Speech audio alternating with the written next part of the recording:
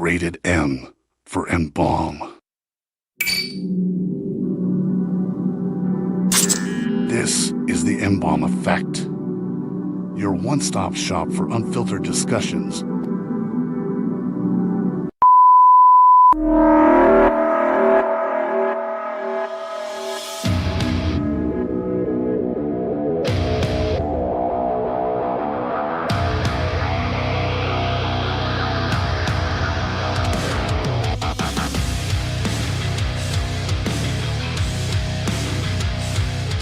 Ladies and gentlemen, it's your boy, your host, the M-Balm, here in the ROC in the TME studio, number 222, coming at you live. And I'm here with a very special guest today. I've known her for a very long time. She's got a lot of experiences in life. Everyone, please give a warm welcome to Haley Roback, the Bear 4.0. How are you? I'm good. How are you? Very, very good. Very excited here. Yes, me too. Kids are excited too. Kids are very excited. So I know our schedules, I know it's busy, and we tried to make this happen last year, and I know things just got a little bit busy for everybody, but we're here. We're here now. We're here. Yeah. So how are you? I'm good. Doing good? Yeah, I'm living life. Living life?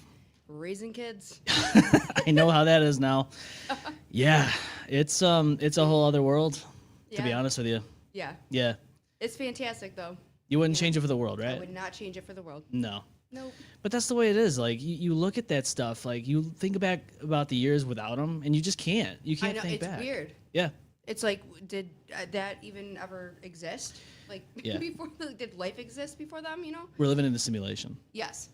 That's what it is. It's a matter of fact. Simulation. It's essentially what it is. You're living in a simulation.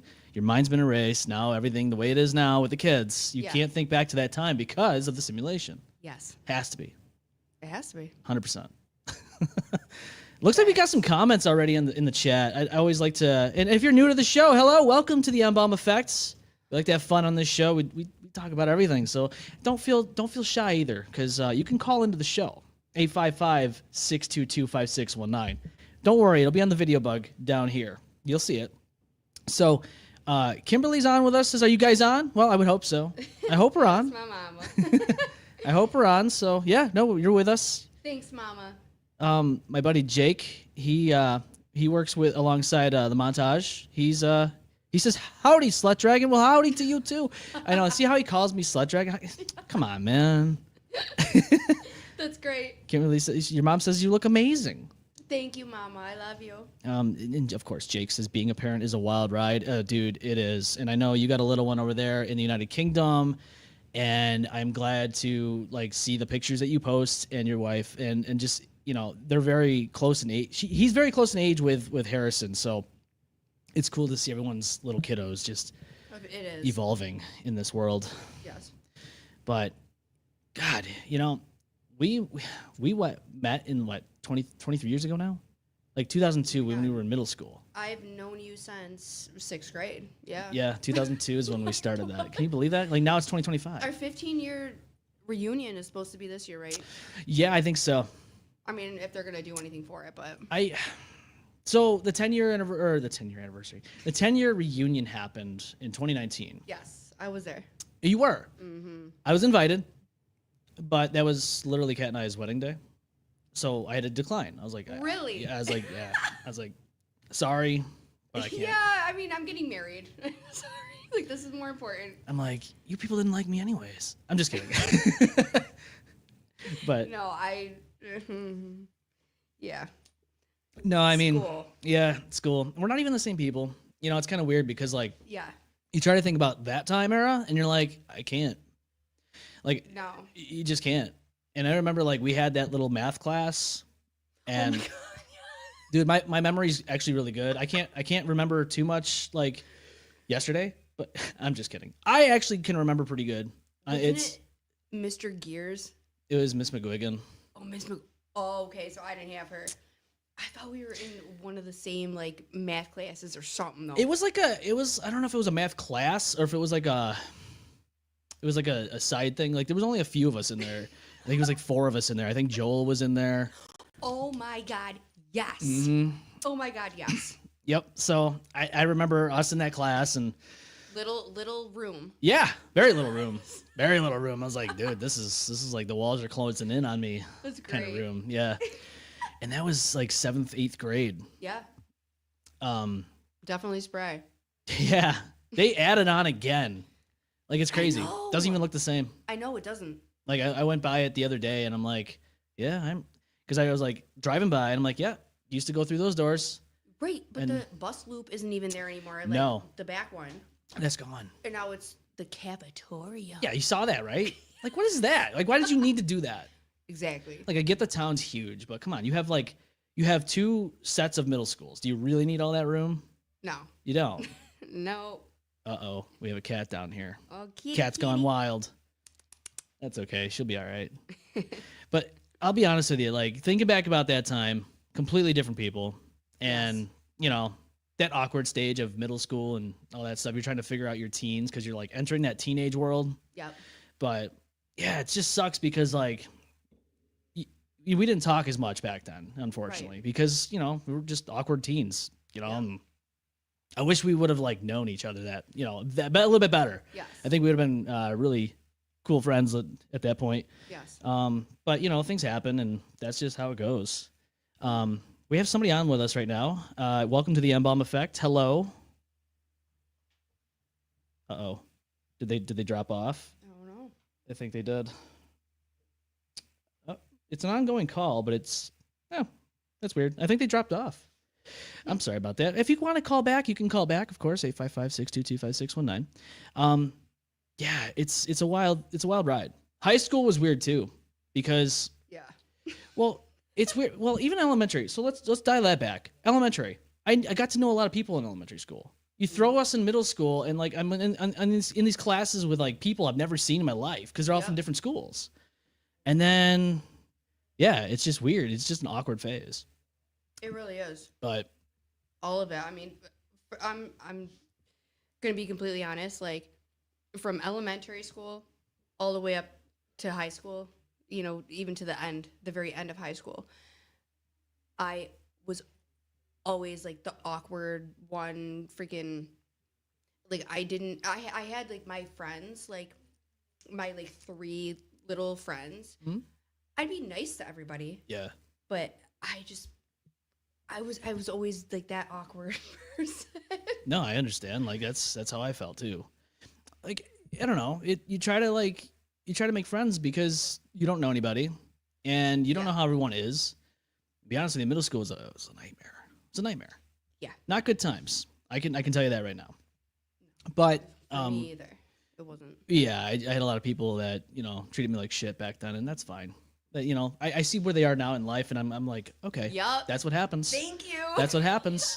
I literally saw somebody from middle school that was a piece of shit to me.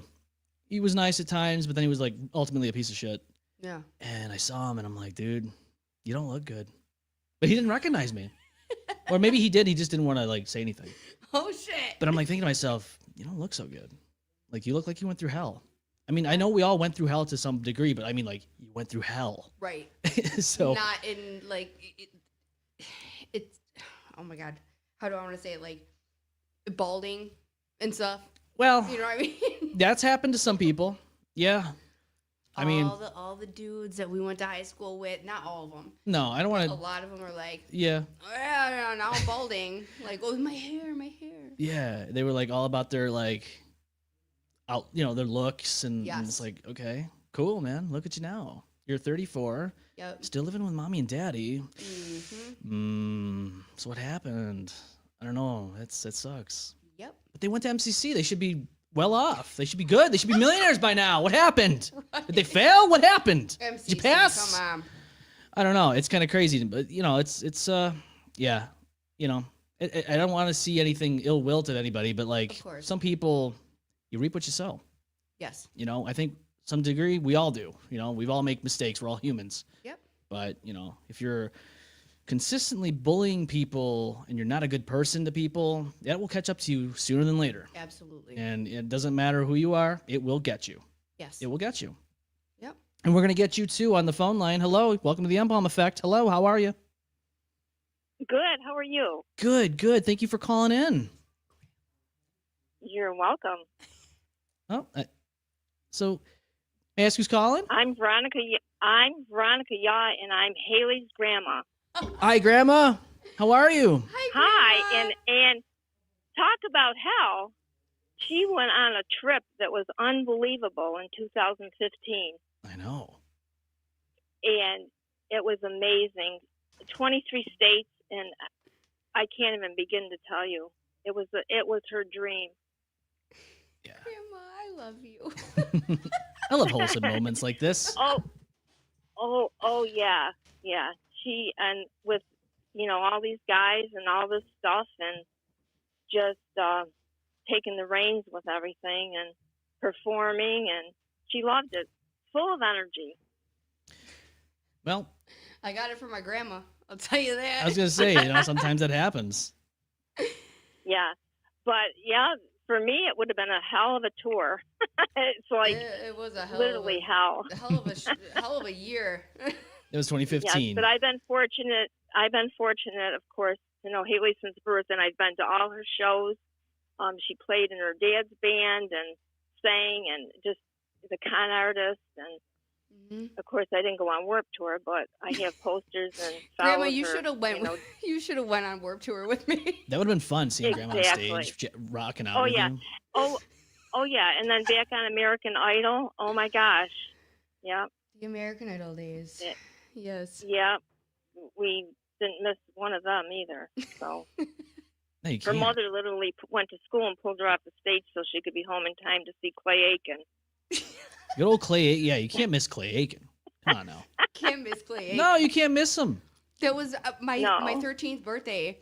My birthday cake had the picture of Clay Aiken on it.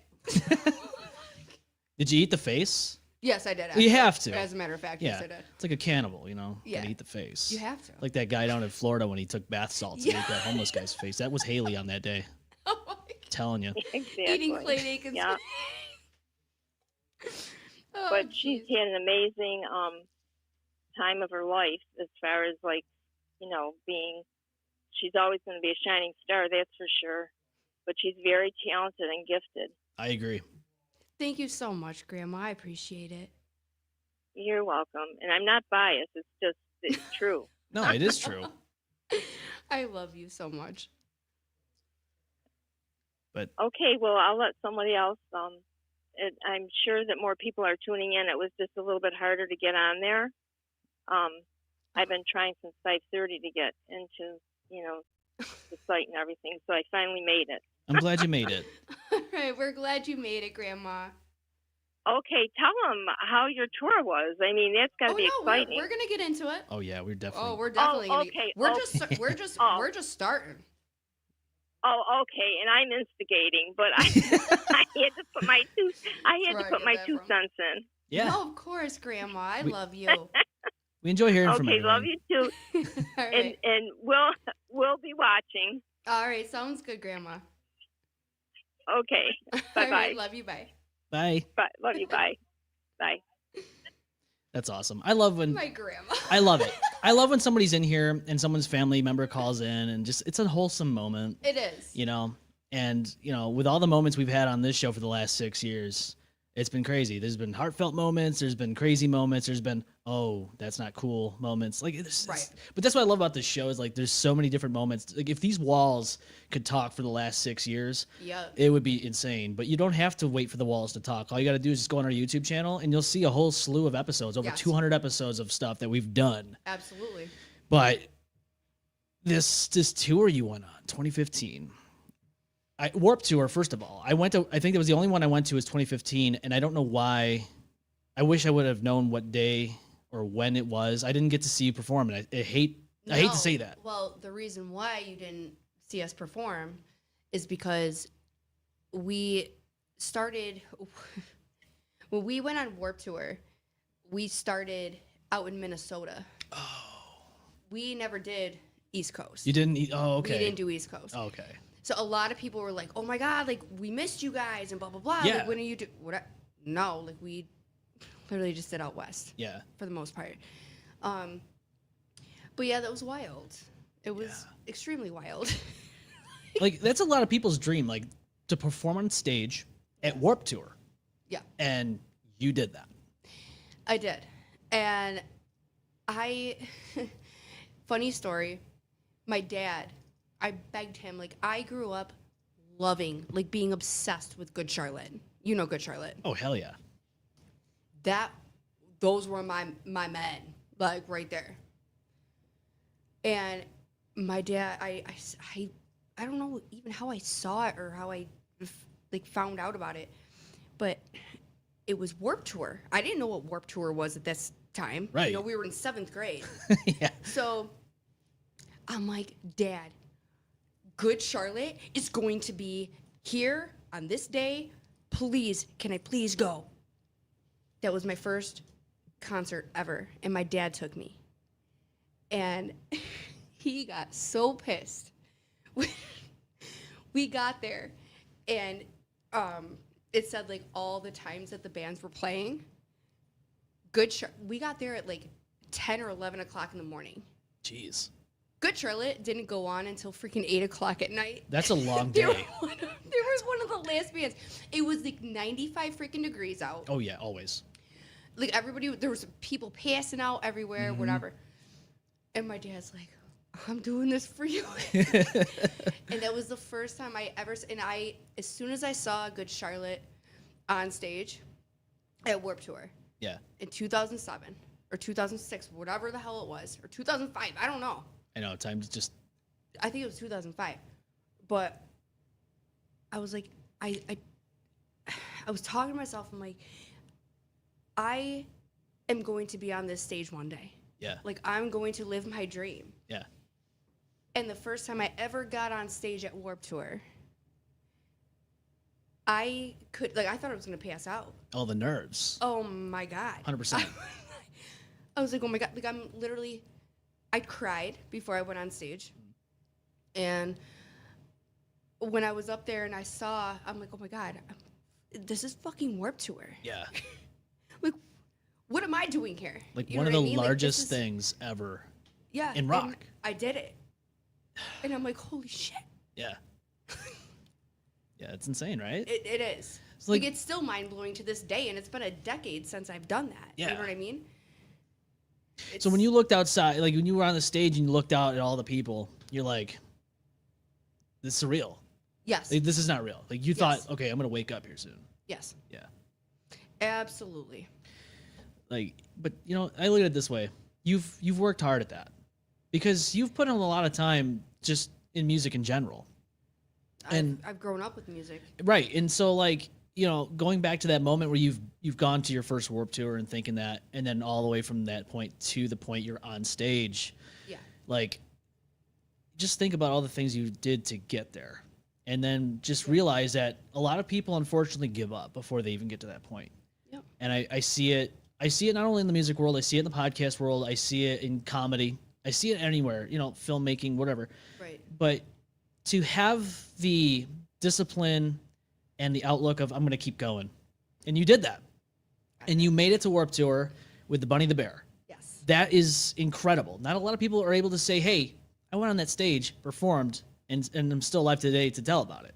Right. Like, a lot of people, especially in this area.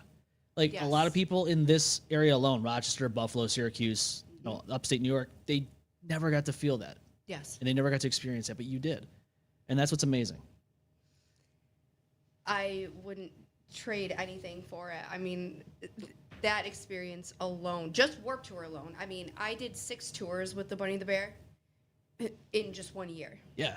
I mean, I was rarely ever home. Like, none of us were. And we were just on the road.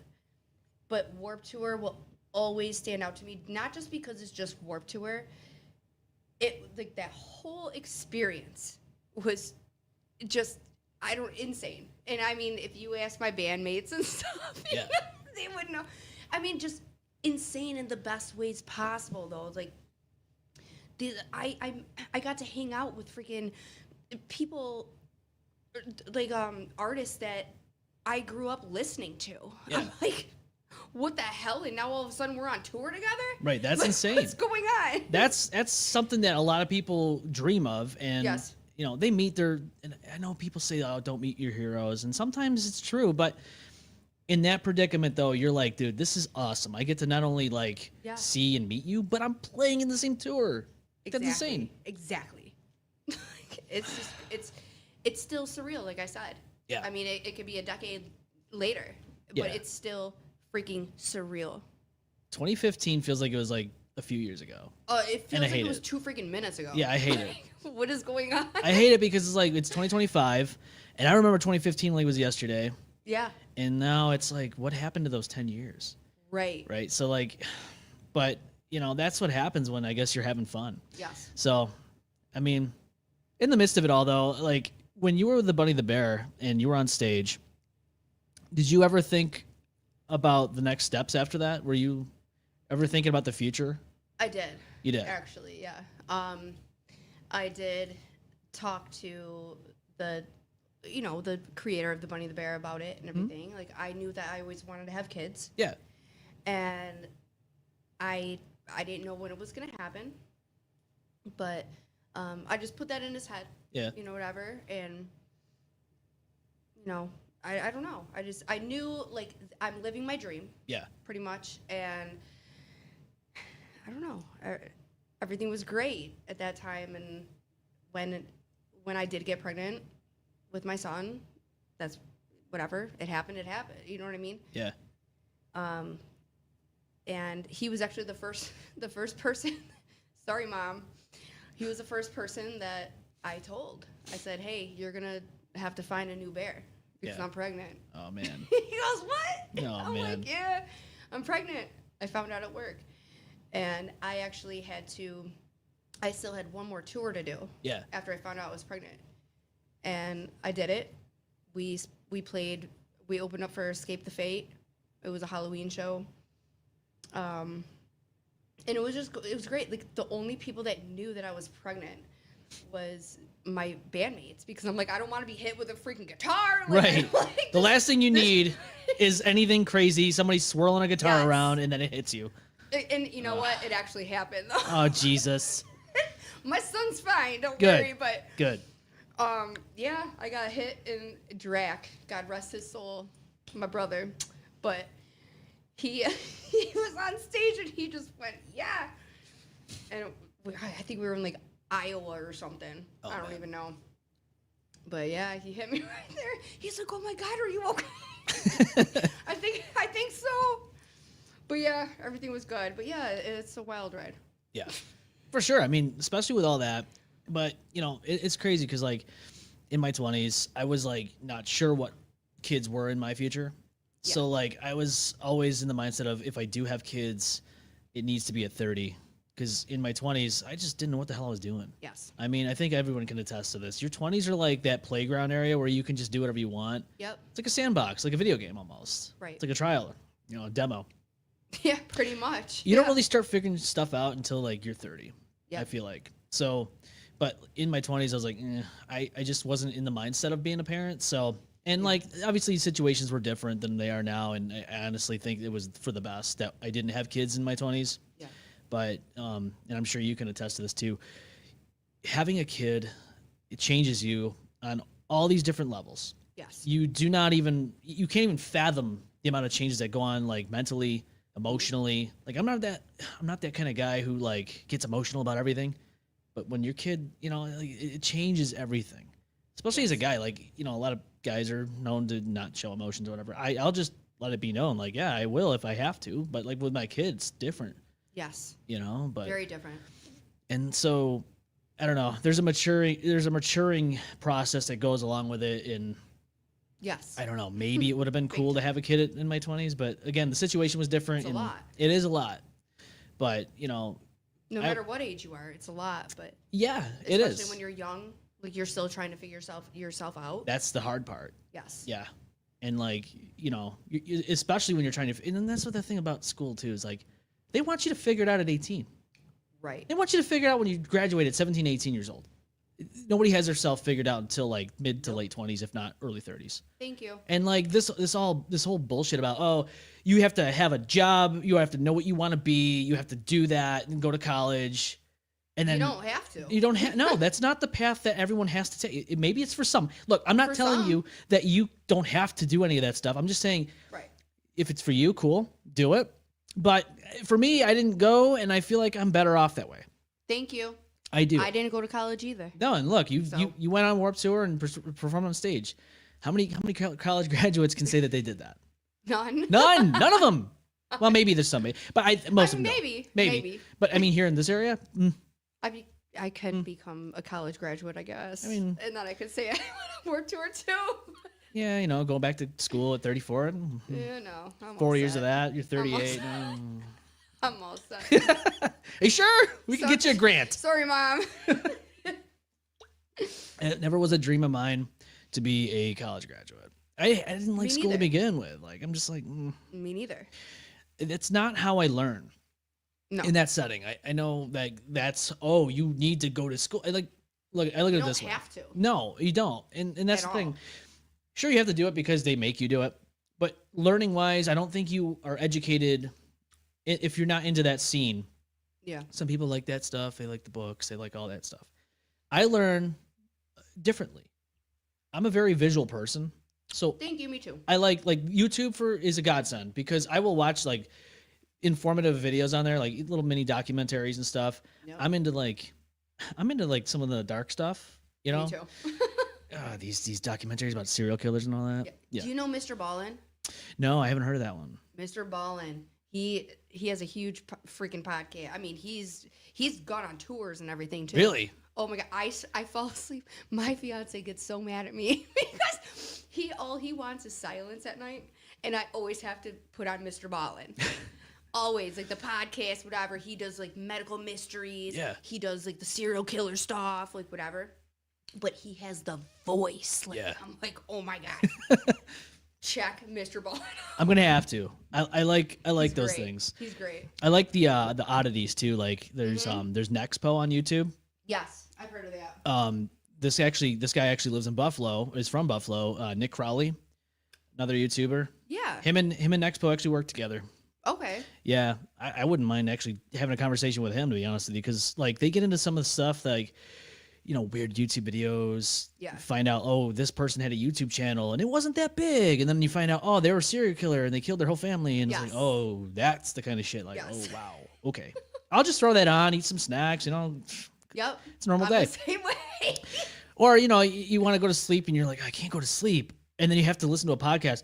He killed her in the middle of the night and slit her throat. Ah, that's so much better. Yep. Oh my god, no, but it fucking puts me to sleep. Yeah, like you visualize this stuff like, yep, I'm gonna go to bed now. Yeah, because I know at the end of the day I'm safe. Yeah, you're and, good. You know, my kids are safe. My family's safe. You know what I mean? Yeah, someone else died for your entertainment, Haley.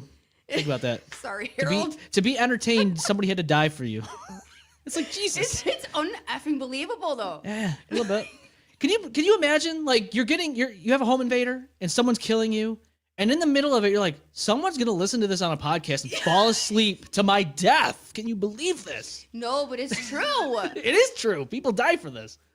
Guys, like it's true.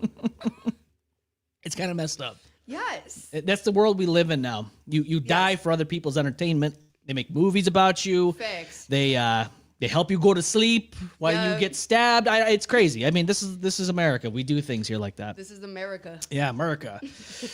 You know, and they died for your entertainment and sins, like Jesus did at Westboro Baptist Church. Oh, Westboro. Can you believe? I know a lot of people are probably like, wait a minute, haven't heard that name in a long time.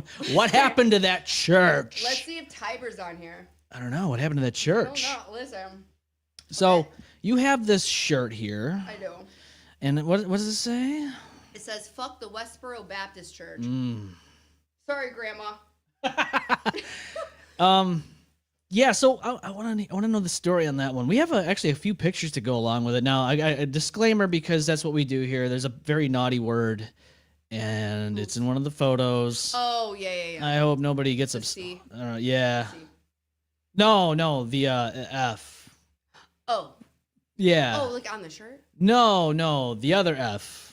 Oh, gotcha. I don't know. Gotcha. Yeah. So. I hope nobody gets offended. Right. I'm bi, so whatever. It Yeah, I mean, shouldn't matter. I just don't, I always like to make that clarification. I don't, but we'll actually throw that up there right now. But this is a story. And this is not a, this okay, is. so this listen, that was me and Kitty. That we did that because we didn't want to do that, but we just did it to right, do yeah. it in front of it. They also like the one in the blue hat and the black hat. Yeah, they're not gay together. And Drac, God rest his soul, the one that has the glasses on. Yeah. Kissing the other guy, Yeah. Mike Rizzuto. How you doing? People how you with doing? Skin. They are not gay either.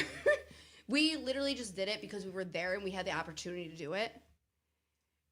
Like, Yeah. to, kiss, like, whatever, because this, Westboro Baptist Church is unreal. They actually blocked my number. What? Yeah. So they know all about you. Yeah, they love blocked you. my number years ago. They can't get enough of you. It's great, and I wish Tiber would have came with us. He didn't want anything to do with it, but Tiber, you should have came with us, because I got this from your friend Craig Mabbitt off his tour bus on Warped Tour. Westboro Fuck Baptist the Church. Westboro Baptist Church. Yeah, here's another photo right here. Oh my god. I was literally in boxers. Like, I don't even know whose freaking boxers those were. Are you really? Are you serious? Like, that was my outfit of the day. Like, Holy what? shit! I like how it says Shirley. Chug on some good cack. No, I don't know who's Shirley. Who's Shirley? Is she the wait. one that runs the church? She was the wife, or she is the wife of the guy, Fred, who started the church. I call it the cult. I'm sorry. It is a cult. Church off, whatever.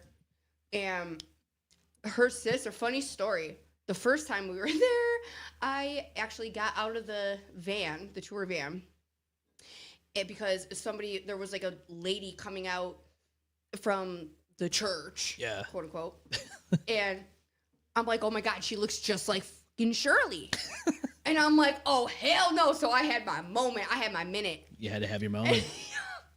I was screaming at her, how dare you? I'm Shirley's sister, blah, blah, blah. I'm Holy like, shit. good. So I'll freaking scream at you the goddamn exact same that I would do to freaking Shirley. Good, yeah. So whatever. And she just kept walking. She's like, I'm like, Topeka, Kansas. Is that where this was? Uh-huh. Topeka, Kansas. And I've gotten the freaking opportunity to go there twice, 2 different times. Would you go back?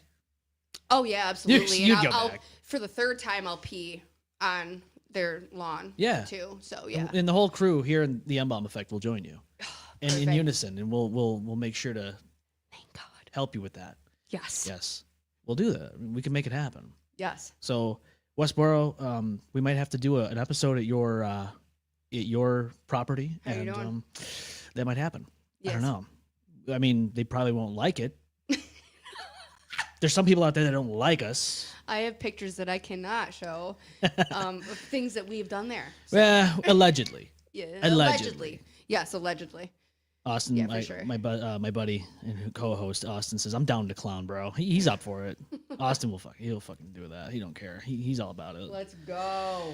So like Westboro, I know back then it was like a huge thing, and people, you would hear about it a lot, and now you don't hear anything about it. Are they even still?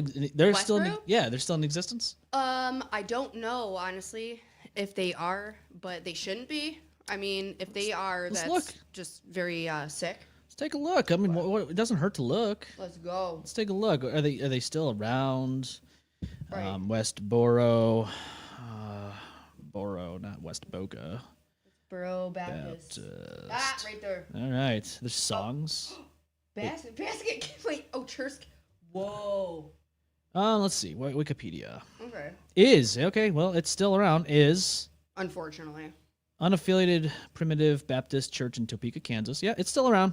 So, It's a cult. do they have a number? Oh my God! Yes, Could you imagine if they? Yes, We they have phone lines. Oh, have a number. God! There is a number right here. There we Oh go. no, that's not a good idea. Because if they're giving me ideas. See what happens, people. Do you understand what happens here? Haley comes in here and now she's corrupting me. This is not how it's supposed It's to happen. the Westboro freaking Baptist Church. Come on. Do you want to give them a call? We can give them a call. Well, let's do it. Are you, I mean, would I they can't use my phone because my number's black. Oh, they don't have us blocked. They're gonna be like, what the hell is this 855 number? What is this? Oh my God. Derek's like, get it. This is awesome. This is what we do on this show. We love to clown around. We love it. It's great. This is like the best podcast ever. You know what I mean? We try our best. Well, because it's like no filter. No, we don't do the filter I mean, stuff. no. We don't do filters here. That's not fun. No, we like having fun. Yes. Now, at the tone, please record your. Oh, they can't take us. That is not a. Whoa, that was weird. You can't even leave a message? Wait, no, I swear to God, you can leave a message. Can we leave a message? I think. Call them back. No, I want to call them back. We're not done. If they can't answer, they need they need a message. Let's give them a call, please. Bring up the Westboro. Oh, it's ringing now. It's ringing. The person you have dialed can't take your call now. Do you want to do the message? At the tone, please record your message. When you have finished recording, simply hang up or press the pound key for further options. Yes, hi. I am the host of a podcast, and I have a son. And they saw some words that were associated with your church. By the way, I believe it's a cult. Now, since you're listening to this voicemail, I gotta tell you, I'm not impressed with how you treat other people. Did Jesus not die for those people's sins? Did they not die for my sins? Did they not? I am the most sinful of all. And by the way, I don't appreciate the F word being used on a photo. My son saw that, and I am not too happy with you. I'd love for you to give us a call back. 855-622-5619. Westboro, thank you for listening. Suck a cack. Oh. Sorry, Grandma. Well, there you have it. We left the Westboro Baptist Church a nice little beautiful voicemail. Kids, how do you feel about that? Me too. Me too. Me too. I love it. Yup. My laugh is so obnoxious. I'm sorry. No, I like it. I like everyone's laugh. I think it's good to have laughter in this world. It is. The laughter Yeah, is what makes me thrive off of doing this show. 100%. You know, it's what we do here. We do a lot of things on this show. We've called Wendy's, we've called Westboro now. That's a milestone. It's a milestone, listeners, I'm telling you. And if you're brand new to this thing, just keep watching. I always tell people, give it a few episodes, because every episode's different. Yes. It can be batshit bonkers. Like, we've had people getting stun gunned, like live on the show. Like, I've gotten tasered on the show. Wow, we got drunk. Yeah, it was a good time. Or we have like deep-ended conversations where like it's literally deep-ended conversations about like serious stuff. Like this show is it's a radio show on steroids. Yeah, so no, I love it. That's why I love it. So I want to be on some vanilla. No. You know what I mean? No, we don't like do that. Podcast. No, we don't do that. Because my mouth, I'm sorry, I can't. Yeah, me too. I can't. Yeah, and Everyone who knows me knows I cannot watch my mouth. That's why I was like, you know what, this would be a perfect time to like have you on, and yeah, you would fit right in. Thank you. The other co-host would enjoy. I know, like Billy would definitely. He's Billy fucking Brown. Sorry, he's sorry that he couldn't show up. He actually he said, "I am sorry I couldn't be there tonight. So many questions I wanted to ask Haley about, but have an amazing show, guys." I haven't even talked to him since high school, like literally since graduation. Well, I mean, so far we've already gotten a little bit into it. And it's not even an hour yet, Haley. Would you ever come back on the show? Yeah. Okay. Absolutely. Well, let's make it happen, because Billy has some questions he needs to ask you. All right. Well, the last question he asked me was in 10th grade math. He sat behind me and he was like, "Will you be my girlfriend?" 10th grade? Yeah. Fuck, man, that's Or no, it might have. No, I think it was ninth. No, it was 9th grade. Oh. It was 9th grade. 9th grade. Oh. I was like, "Oh, Billy, you're so sweet." Like he was always so sweet. Billy's awesome. Yes. I've known him since like kindergarten, 1st grade. It's ridiculous. I think I met you and Billy both in. It's the same time. Spry. Yeah. Yeah, right. head to bend. Yep. Him and I went to the same elementary school, and like I wish I had classes with him in middle school, but I don't think we had classes in middle school. We always saw each other in the hallway and stuff like that, but nothing like. Yeah, so it's one of those moments, but yeah, Billy's great, and I'm glad to have like reconnected with him. Now he's on the show. We're always shooting the shit, making jokes. That's fucking awesome. Yeah. Austin, you don't have to just say, "I'd love to ask." You were on the chat with us, dude, and I know you couldn't make it tonight, but dude, let me tell you, ask some questions. Just put them on the chat, man. Just put them on the chat. You don't have to feel shy. I got stunned. Yeah, he did. I got stunned. He got stunned. So a few years back, for all the new people out there listening, a few years back we had an Easter episode called the Keister Extravaganza, and we had a power hour, which is basically an hour. Well, this went on like almost an hour and a half, 2 hours of us just drinking every minute. Yeah. We have a countdown timer, and each minute passes by, you take a drink. Okay. I was mixing a match, and I had fucking whiskey. Haley, I was fucked up. And I'm sorry to say this. I'm sorry to my wife. She was pregnant, and she had to deal with my ass after we left.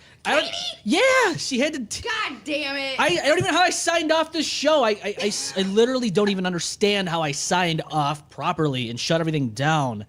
All I remember is just ending the show, and then being on the couch. My wife's pregnant, and I'm puking.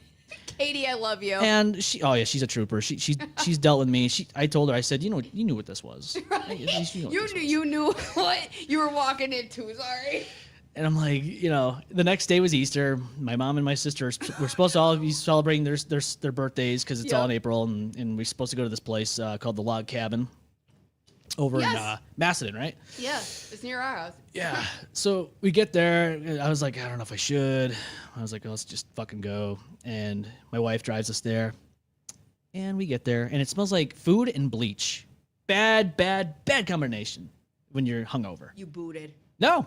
I said, I got to go. I got to leave. I can't take this anymore. So we didn't even make it to the table. So we go. Yeah, we went. We left. We stopped at a gas station. Thought I was going to do that. Tried. Just didn't happen. And then we got home, and then it happened. Oh, no. Yeah, I haven't been hungover since, and I don't plan on going back anytime soon. Yeah, no, hangovers are not nice. Especially after you're 30. It's all horrible. No. Terrible. No, thank you. The like, worst. I feel like I'm dying. Yeah.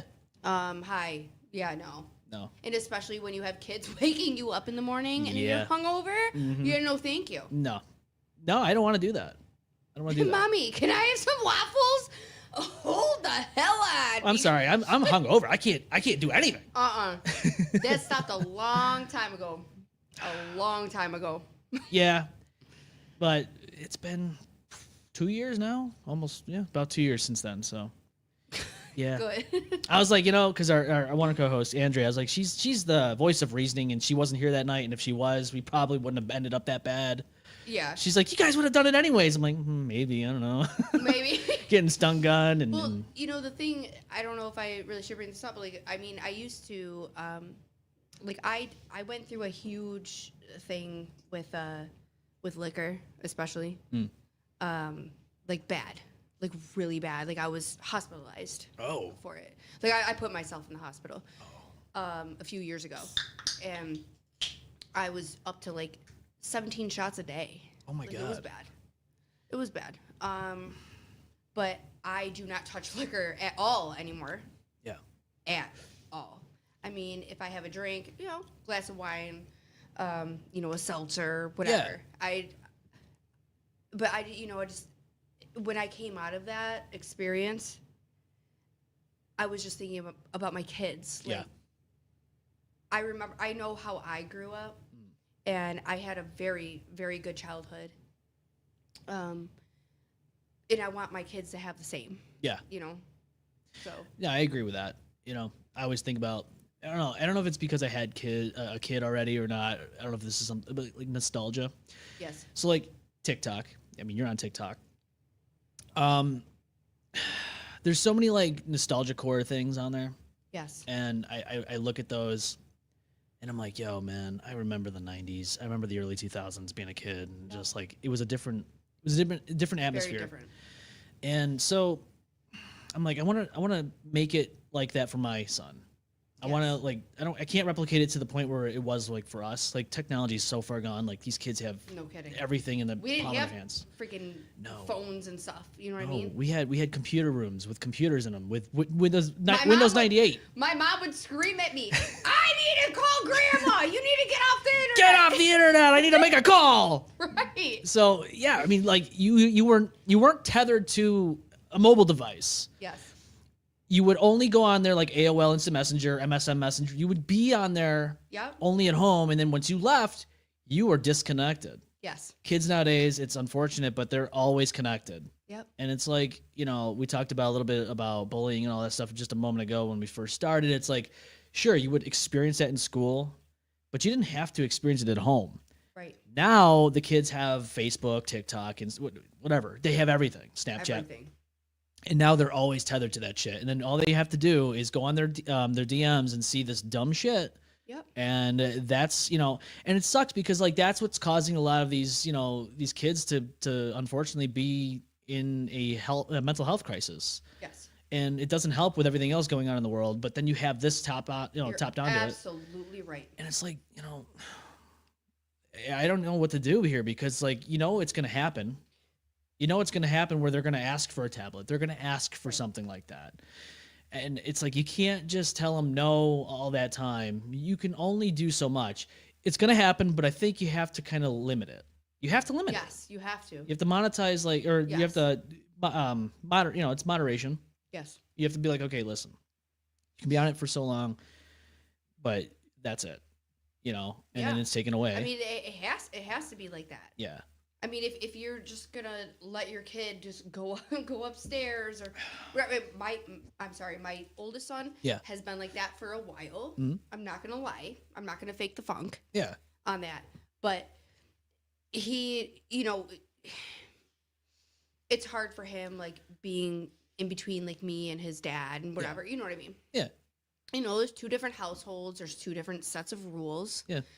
But I'm now, I have been setting like rules for him. Like, okay, this is when you get your tablet. Yeah. And this is when I take it away. Like, right. At some point, it just has to happen. You can cry. You can cry all you want. Yeah. I love you to death, but you can cry all you want. I don't care. You're not getting it back. Yeah, that's the thing. Like, you know what I mean? Discipline's lacking in parenting these days. Yes. And when people hear the word discipline, they're like, oh, you want to beat your kid. It's like, discipline doesn't mean you're beating your kid. Absolutely not. Not at all. There's accountability that needs to be had when somebody does something wrong. Yes. Whether you're an adult or a child. And they need to understand that accountability is important and it needs to be had. Yes. So, when you're telling your kid no, that's discipline. You need to tell them no, and it needs to be followed through. Yeah.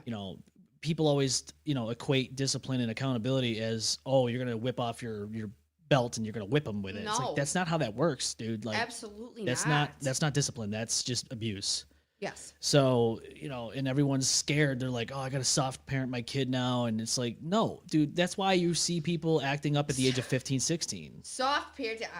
It's not good. But here's the thing. They're doing the kid a disservice because then they think, first of all, they're not scared of their parents. Second of all, they're not going to be scared of anybody else. Exactly.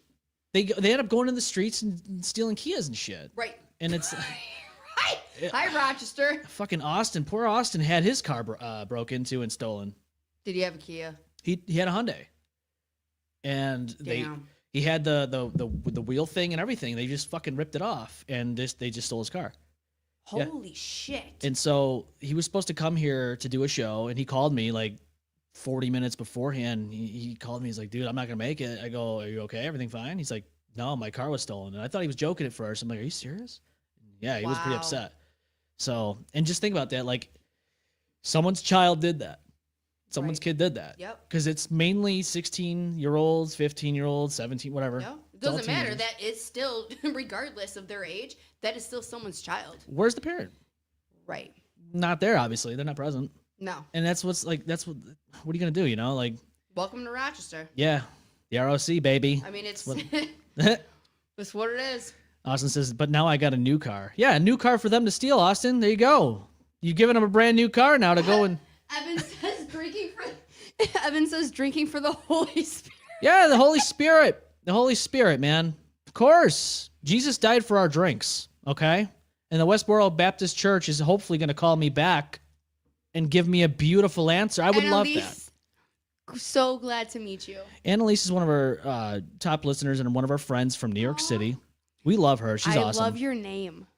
And so, she'll call into the show, and periodically, and it always becomes chaos and she calls into the show. But we love that, Annalise. So don't ever feel bad about it. We like that. It's always a joy. DJ Primal says we all went to Schrader. We all went. Yeah, we did, Mike. We all did, Schrader. man. Yeah, you remember Mike DePerna, right? He was a couple grades ahead of us. Yes. Yeah, he was. I think Perna. he was 2 grades ahead of us. Yeah, that's him, DJ Primal. He's been going at it. I did not know that. Yeah, he's been going at it for a while. I know. I definitely know the name. I would know his face if I've seen, or see a picture. Austin says, got a drink for the communion. Listen, if I go up, I haven't been to Catholic church in a few years, but I tell you right now, if I go up there now and I have some Christ Krispies, a little, I hope they put some barbecue sauce on it. Well, I like my Christ medium rare, please. I like that. Please. Absolutely medium rare. Medium rare, and give me the whole goblet of the wine. I want it all. Just dump it down my gullet, please. And also, the Westboro Baptist Church. Yeah. The Westboro. While you're taking it with the barbecue. Yes, with the barbecue. Mm-hmm. And as I watch the barbecue happen, I want some Christ Krispies in my mouth. Christ Krispies. I like it. Oh, it's a little inside joke. And Andrea, our co-host, we have a little group chat for the crew. Yeah. And she sent this thing about the little wafers that they have at the Catholic church, and she's like, Christ Krispies, and I'm like, yeah, and I was like, they are Christ Krispies. Yeah, they are. You're eating Christ, for Christ's sakes. You're eating some Christ, okay? Nothing wrong with that. Jesus likes it when he's eating. He likes it. He likes it when you eat his groceries. Do you understand what I'm saying to you? Do you like when Jesus eats or has his groceries eaten? I love Christ Krispies. I love them too. And I'm sure Cheryl likes them as well. Cheryl, it's me, your husband, Robert F. Kennedy. Those Christ Krispies better not have any red 40 in them, please. You're killing the kids in America. Do you understand, Cheryl of the Westboro Baptist Church? You sound like the grandma, the snake on freaking chocolates. Freaking yes. SpongeBob. This is Patrick. Austin says, repent, pray, confess, Christ Krispies. I want to get like a Ritz cracker box, and I want to make them Christ Krispies. And I think we should actually probably register that under a trademark and make it an official thing to happen. Yes. We will sell Christ Krispies. Christ Krispies. And DJ Primal's like, hey, can I have Holy Grail ale with some of my Christ? Please. Give me some Christ and ale, please.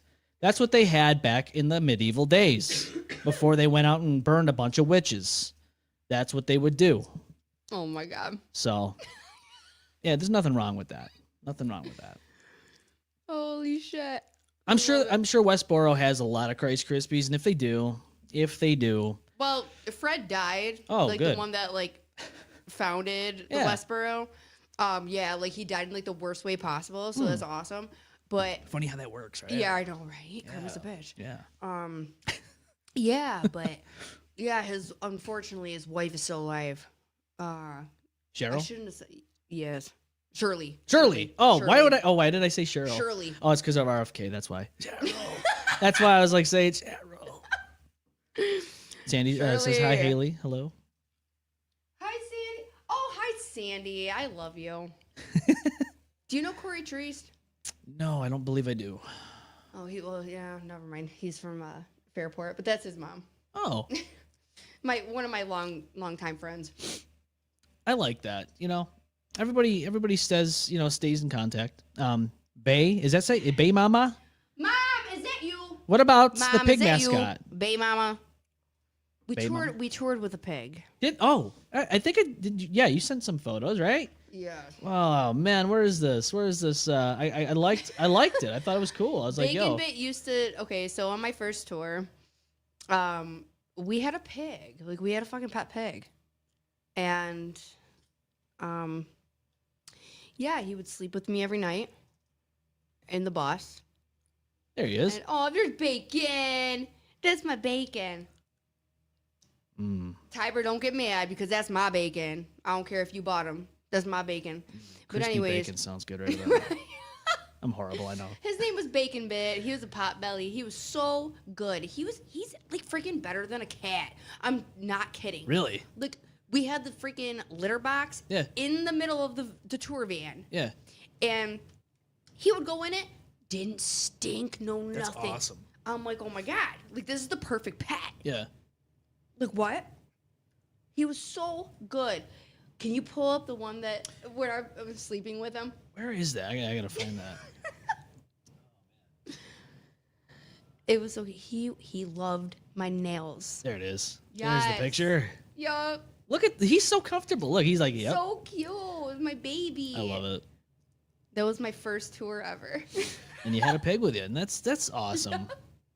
I don't know where the hell he came from. I mean, I know it was from Tiber, but Oh, really? I don't know where Somebody that just ganked this pig and was like, yep, that's ours now. Yeah. Yeah. Somebody's been like, looking for him all this time. Like, Let's yep. go. You know what I mean? They're like, oh, now I see where he went. Oh, I'm not Yeah. too mad. I'm not too mad now. He was taken care of. He was. Oh, he also ate a whole pack of cigarettes on tour, Oh. too. Yeah, not mine. But- No. I'm just kidding, but yeah, no, he ate a whole pack of cigarettes. But pigs' freaking stomachs are like steel. Yeah, they are. Yeah. That's one thing about pigs is like they can eat anything Yes. and be fine, Yes. which is insane. But there's people out there like that too. So Yeah, it's true. and they Very eat true. everything. It's kind of crazy. I'm looking at you. Yeah, you see, I'm looking at you, and I know you eat cigarettes. I know how you are. You probably eat weed when the cop pulls you over. It's fine. And coke. I don't know. Whatever you do, you put it in your system. You think it's fine. Exactly. Listen, I don't know about you, but I won't do that. I won't do that. Because Christ died for my sins and not yours. I called the Westboro Baptist Church, and they're going to be upset tomorrow. The Westboro Baptist Church. Upsetty spaghetti. They're gonna cry. Yes. Good. Yeah, and maybe they will cry. Maybe a tear might fall from their eye, or they might just hang up. I don't know. Hopefully they leave. I want to see them call back and leave a message. Oh my God, that would be great. They're probably just gonna block you, but you know what I mean. Yeah, if they do You that, did then it. I'll. You did it. Yeah, I mean, actually, I would feel honored to be on the block list of the Westboro Baptist Church. Yes. Then I'll join the That's ranks how of I you. am. Yep, you got to do it. How You you got to doing? be blocked. Yes. But they have emails, I'm sure. Ooh. You could send them some nice photos. Uh-huh. You know what I'm saying? Let's do it. You can send them some photos. Let's go. Send them a postcard. Wish you were here, and then like you send them the most grotesque fucking picture ever. Oh my God, yes. Yeah. I would. Hey, I would do it. I would actually send them physically a picture, and Yeah. they would get it, and they would have to look at it and go, "Ugh." And it's okay. I would feel good about We it. literally just did that Yeah, at the same we're in sync. Not the band, not the boy band. We don't. No, we're not in sync. We don't want to. We don't want a copyright strike. Nope. No, we are in sync, not n sync. But it's okay. I'm fine with it. Everything's fine. You know, the world's crumbling down around us, but we're all fine. Yes. It's okay. We're doing it. Just don't eat the red 40. We're All right, RFK. I understand, RFK. We cannot eat the red 40. Don't eat that. No, absolutely not. I do think it's actually a good thing though that people have eyes on the health of America because Yes. to be honest with you, it's a complete catastrophe of what's happening in our food supply. Yes. And I'm not trying to bring up any of that shit, but it's true. And It's here I am, very true. you know, here I am drinking a beer that's probably not good for me. But the point Whatever. is, though, is that like when Canada has cereal that doesn't, it's illegal to have in their country, but we have it here and our kids are eating it, Yep. like Fruit Loops and stuff, and it's got this dye that's supposed to be bad. Bioengineer. Yeah. Everything. Yeah. Yeah. And I'm then- all set. yeah, like it's not good. We don't want that. No. We shouldn't. We should have eyes on this stuff. Mm-hmm. So that way people are like, oh, that's not good. We don't want that. But some people are like, no, Taylor Swift's on TV. I don't have time for I that. don't. She's the ew. I'm sorry. I mean- I'm sorry. I hate Taylor Swift. I'm sorry. So you're not watching the Super Bowl tomorrow? Oh, because it counts me. Yeah. You don't want to watch him win the game? Oh, is he? Probably. Come on. Probably because he bought it, Oh, I'm or sure. his wife bought it, or whatever. You know, Well, Taylor did. That Bills game was a little rigged, I think. Yeah, That should have been a thank first you. down. Yeah. So, look, it's like Vegas got involved, DraftKings came along, everything got legalized in New York, everything got crazy, and now they're back in the Super Bowl for another fucking millionth Super Bowl now. So Right.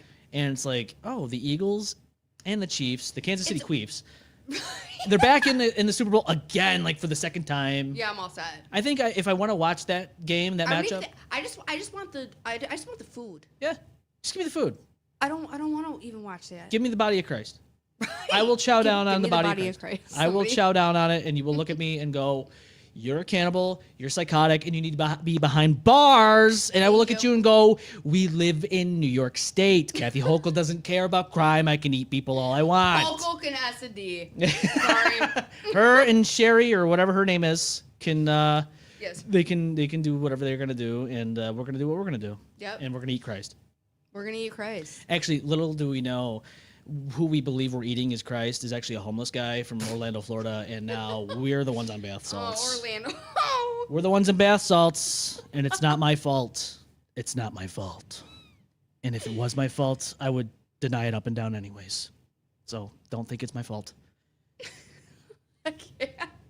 Hey, we might have a request, ladies. I'm just gonna be honest with you. We might have a request of this episode being taken down. I'm not sure, but if that By who? happens, well, it might be somebody out there that is upset about, maybe Westboro Baptist Church saying, "Hey," no. they might call in and say, "Hey, I don't appreciate what you're doing here. offended.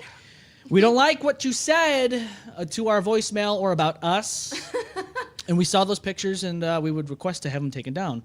In which I would say, "I'm not affiliated with you, so I don't really care." Yeah, and exactly. I'm not really not gonna do it. I'm not feeling like it. Yeah, I'm all set. No. You're Not at saying, yeah, I'm all set. We're all set. Matt says, "Go Broncos." Yeah, I hope the Broncos. That would be. Ew, that's my ex. Oh, can I be honest with you? I would love to see a triple threat football game. That would be 3 teams or a fatal 4. Too many ideas. I'll probably. I said enough. NFL, don't do that. I will sue. That's my idea. It's written here on this show. Austin says, "Haley, sorry if I spell your name wrong. My question for you is, what was your favorite place to perform when singing?" Oh, my favorite place. Well, state-wise, absolutely California. But, my that's hard. That's hard, actually. That's what she said. But, She understands the assignment. oh my God, I would have to say New York City. Yeah. New York City all day. Yeah. I mean, I'm sure it's a different vibe. I hate that word, but it is what it is. No, it is. I'm sure it's a different vibe in every area you go to and perform. But New York City was the one that you really, vibed with. Well, yeah, because I've always had a love for New York City, since I was little. Even before the first time I ever even went there. Even before the Twin Towers Yes. came crashing down. Like, New York City has always been my stuff, and I don't know. When we performed there a couple times, but I don't know. Like, there's something about it. I don't know if it's like the busyness of it or whatever. Like, but even the venues that we performed in, like, they were just so New York City vibe. Yeah. Like, I don't know how to explain it. And I don't know. Like, California I loved because it's California. Yeah. I mean, The weather. palm trees. I know, you can't go wrong with that. You can't. Except for now in Los Angeles, which that's sad. Yes. That's depressing. Yes. But going there and just being like in that just atmosphere, I'm sure just going there at all, it's probably a whole different world. I wouldn't. Yeah. I don't know. It's very sad. Yeah. Very sad. I saw some of the photos and I'm just like, in some of the video. It's disgusting. Yeah. And I'm like, dude, that I couldn't even imagine. There's so many people out there without a home. And like, yeah, you hear about the celebrities and you gotta think like, of course They have billions and they billions have of dollars. they have like multiple homes. Exactly. One person's down, they just fly to Florida and they're fine. Exactly. Thank you. But the people that are like us in the real world, down on our level, where they, can't just have multiple homes because they're not millionaires. Right. They have nowhere to go. And they had these insurance companies just cancel out on them at the last second, and now they're not going to be covered, which is fucked. Right. But I also heard something. I don't know if this is true, but right before the wildfires, Yeah. quote unquote, which, come on, let's be real. Conveniently. Right. They started telling people about like fire insurance or Yeah. like, whatever, wildfire or whatever. Yeah. And they just dropped them. And then all of a sudden, it's like now there's wildfires. Yeah. They dropped the insurance and then there's fires. Okay. Make it make sense. I brought this up to somebody on a show that I was a part of. I was a guest on the show, and I said, "There's a conspiracy theory out there about Diddy, and that this whole thing was out there to burn down all the evidence." Yep. I heard that too. You heard it. Mm-hmm. Okay. So, is it true? I don't know, but it is an interesting theory. Yeah. For sure. And if that's true, then whoever's behind that should throw the fucking book at them and more. Thank you. Electric chair, maybe? Yes. Yeah. Oh, more than that. I honestly wish the electric chair would come back. That was my favorite form of death penalty. You know why? Because then you could say, you know what? Just throw him in the chair. Yeah. Get him in the fucking chair. Come on. You know? Do you know? I don't know if this is like too like morbid, whatever. No, it never. But- The show's called M-Balm. I mean, I'm M-Balm. So I heard that. I don't know if this is true or not, but for the people that get the lethal injection nowadays, they actually freaking sanitize the needle before they fucking We gotta safely die. I'm like, wait, aren't they gonna die anyway? Like, aren't you doing this so they die? Like, We gotta safely die. We don't want to get sick when we're dying, Haley, because God forbid we catch a horrible disease in the matter of am seconds. I losing my mind or like what is that? In the matter of seconds that we're dying from a lethal injection, God forbid, we do not want to get sick. That would be horrible. That would be a horrible death. God forbid. I can't. Like, did you have your last meal? Your last meal, it was gotta probably a burnt toast and a rotten egg. Hi, B. Yeah, this kitty cat, Hi, Poop. it's Nova. Hi, Nova. You're crazy. I love you. She's a nice calico. She's very nice calico. She is. Apparently the weather outside's horrible. My mom says I flew today. This is a little inside joke if you didn't know. She says drive safe, snowing outside, and then Austin says it's a whiteout out here. Oh shit. Is it really? Oh no. I heard grumblings about the weather turning into a complete not so much here as much as like I guess out west, but I don't know. That's good. I know it's been crazy. This winter has been probably the worst one we've had in a while. More snow wise. Yeah. You know, snow-wise, ice, yeah. snow, wind. Well, we live out near the lake, Okay. and we're like right there. So we get all that freaking lake effect. The lake effect. And it doesn't even come up on, because religiously, every morning, I go on the freaking weather app. Yeah. And it's like, oh yeah, no, it's just going to be cloudy. Yeah. No, it's literally pouring down freaking snow. Yeah. Like, Well, you know, God forbid you don't have any snow. right. I'm like, oh, is that just, hi, babe. Oh, she's I have a just kitty too. she's enamored with you. She's a good cat. She can get a little feisty, but she does all right. You good? Yeah. Oh.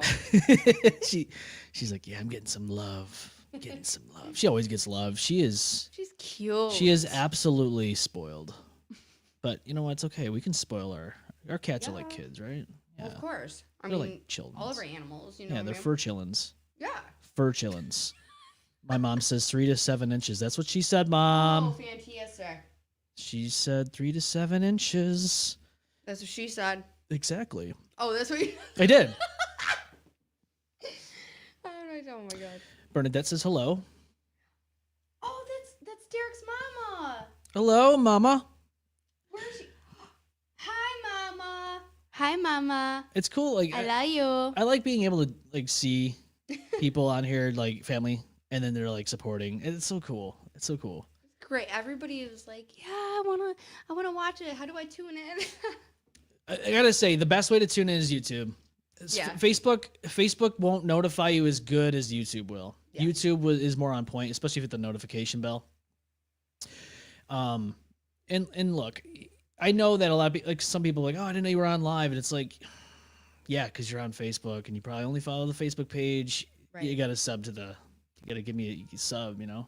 Right. Give me a sub, like a DeBella sub, and then sub. Ooh, Rubino's. Oh, Rubino's good too. I haven't had one of the Rubino subs in a while, but Me neither. fire, I'll tell you. Yeah. You know, I love the fact that, like, you know, not even like the Bellas, even Wegmans has this, but like the bread, the fucking Yes. bread. Yes. You can't go wrong with that bread. Nope. No.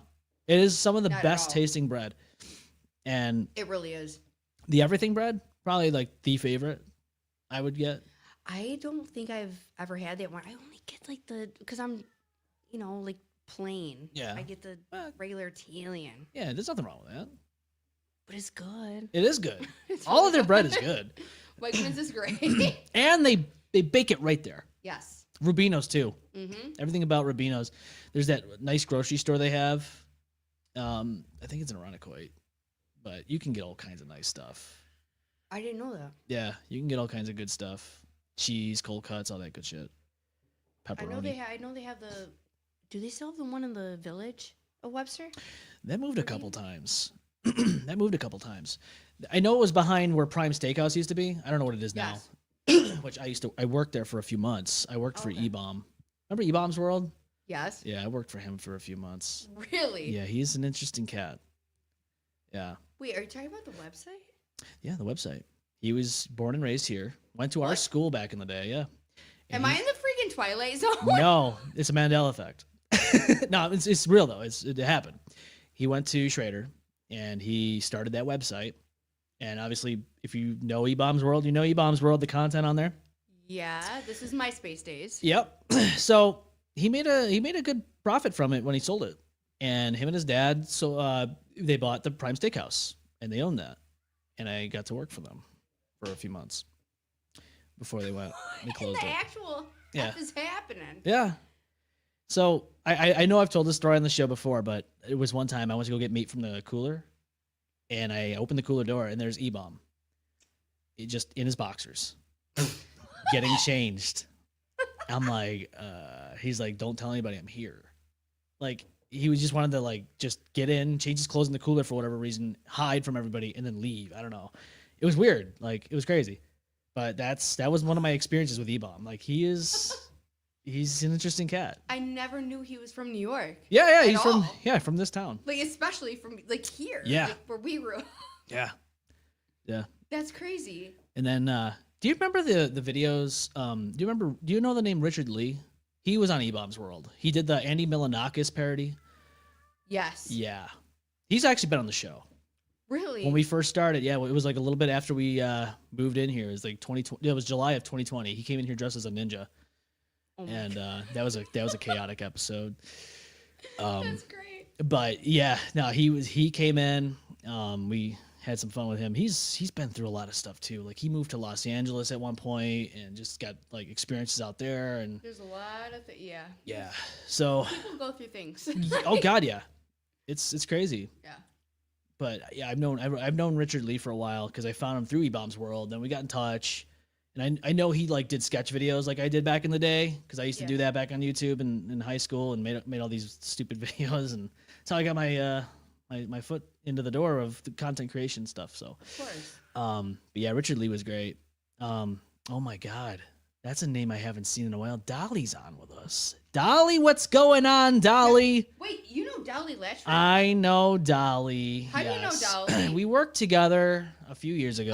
That's my baby dad's mom. I know Dolly, and Dolly knows me. I'm the sauce. I'm the sauce. Dolly, I love you, mama.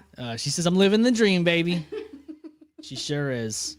Oh my, what a small world. Like, what the hell? I know it is, and that's what I love about it. Like, I love the fact that there's so many different pinpoints of connections. It's all about the sauce. It is all about the sauce. Remember that commercial, the sauce. I am the sauce. I think I know. What Me and you're- Dolly that was our inside joke with the sauce. My Oh my god! Like I'm like, again. Am I in the Twilight Zone? No. Because what the freak is this? I was I was a part of management in that company that we worked for, and my acronym was SOS. So it's like I am the sauce, and that was the thing. Yeah, That's great. yeah. So Can I pee? yeah, we could do that. We could take a break. I haven't done a break in a while, but we can do one. No. If it, not, I just want to pee. Uh-oh. It was a white out there. Did you see that? It was like white Yeah. noise. Dolly says, Haley, I told you I was going to tune in. Oh.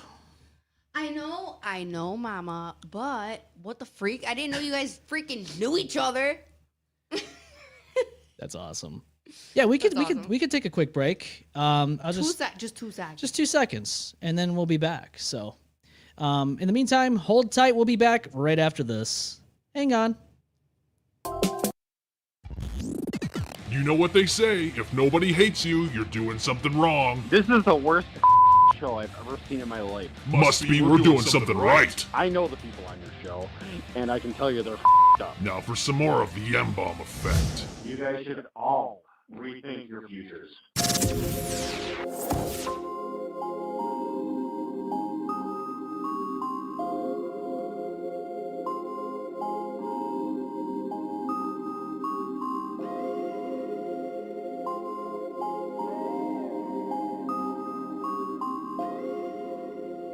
How do you feel? You feel better? Everything Me? good? Yeah, you Oh, feel yeah. good? Oh, I'm good. Everything's good. Oh, yeah. So that's how we do it here. It's been a while since we've done a break, and I almost forgot the process. sorry. No, you're good. No, I want to make sure everything's good with you. So, I mean, that's fine. Yeah, we dove into some things earlier tonight. If you're just joining us, but I want to dive more into some of this music life that you had. So, we talked about how you had a kid, and you had to step away from the Bunny the Bear.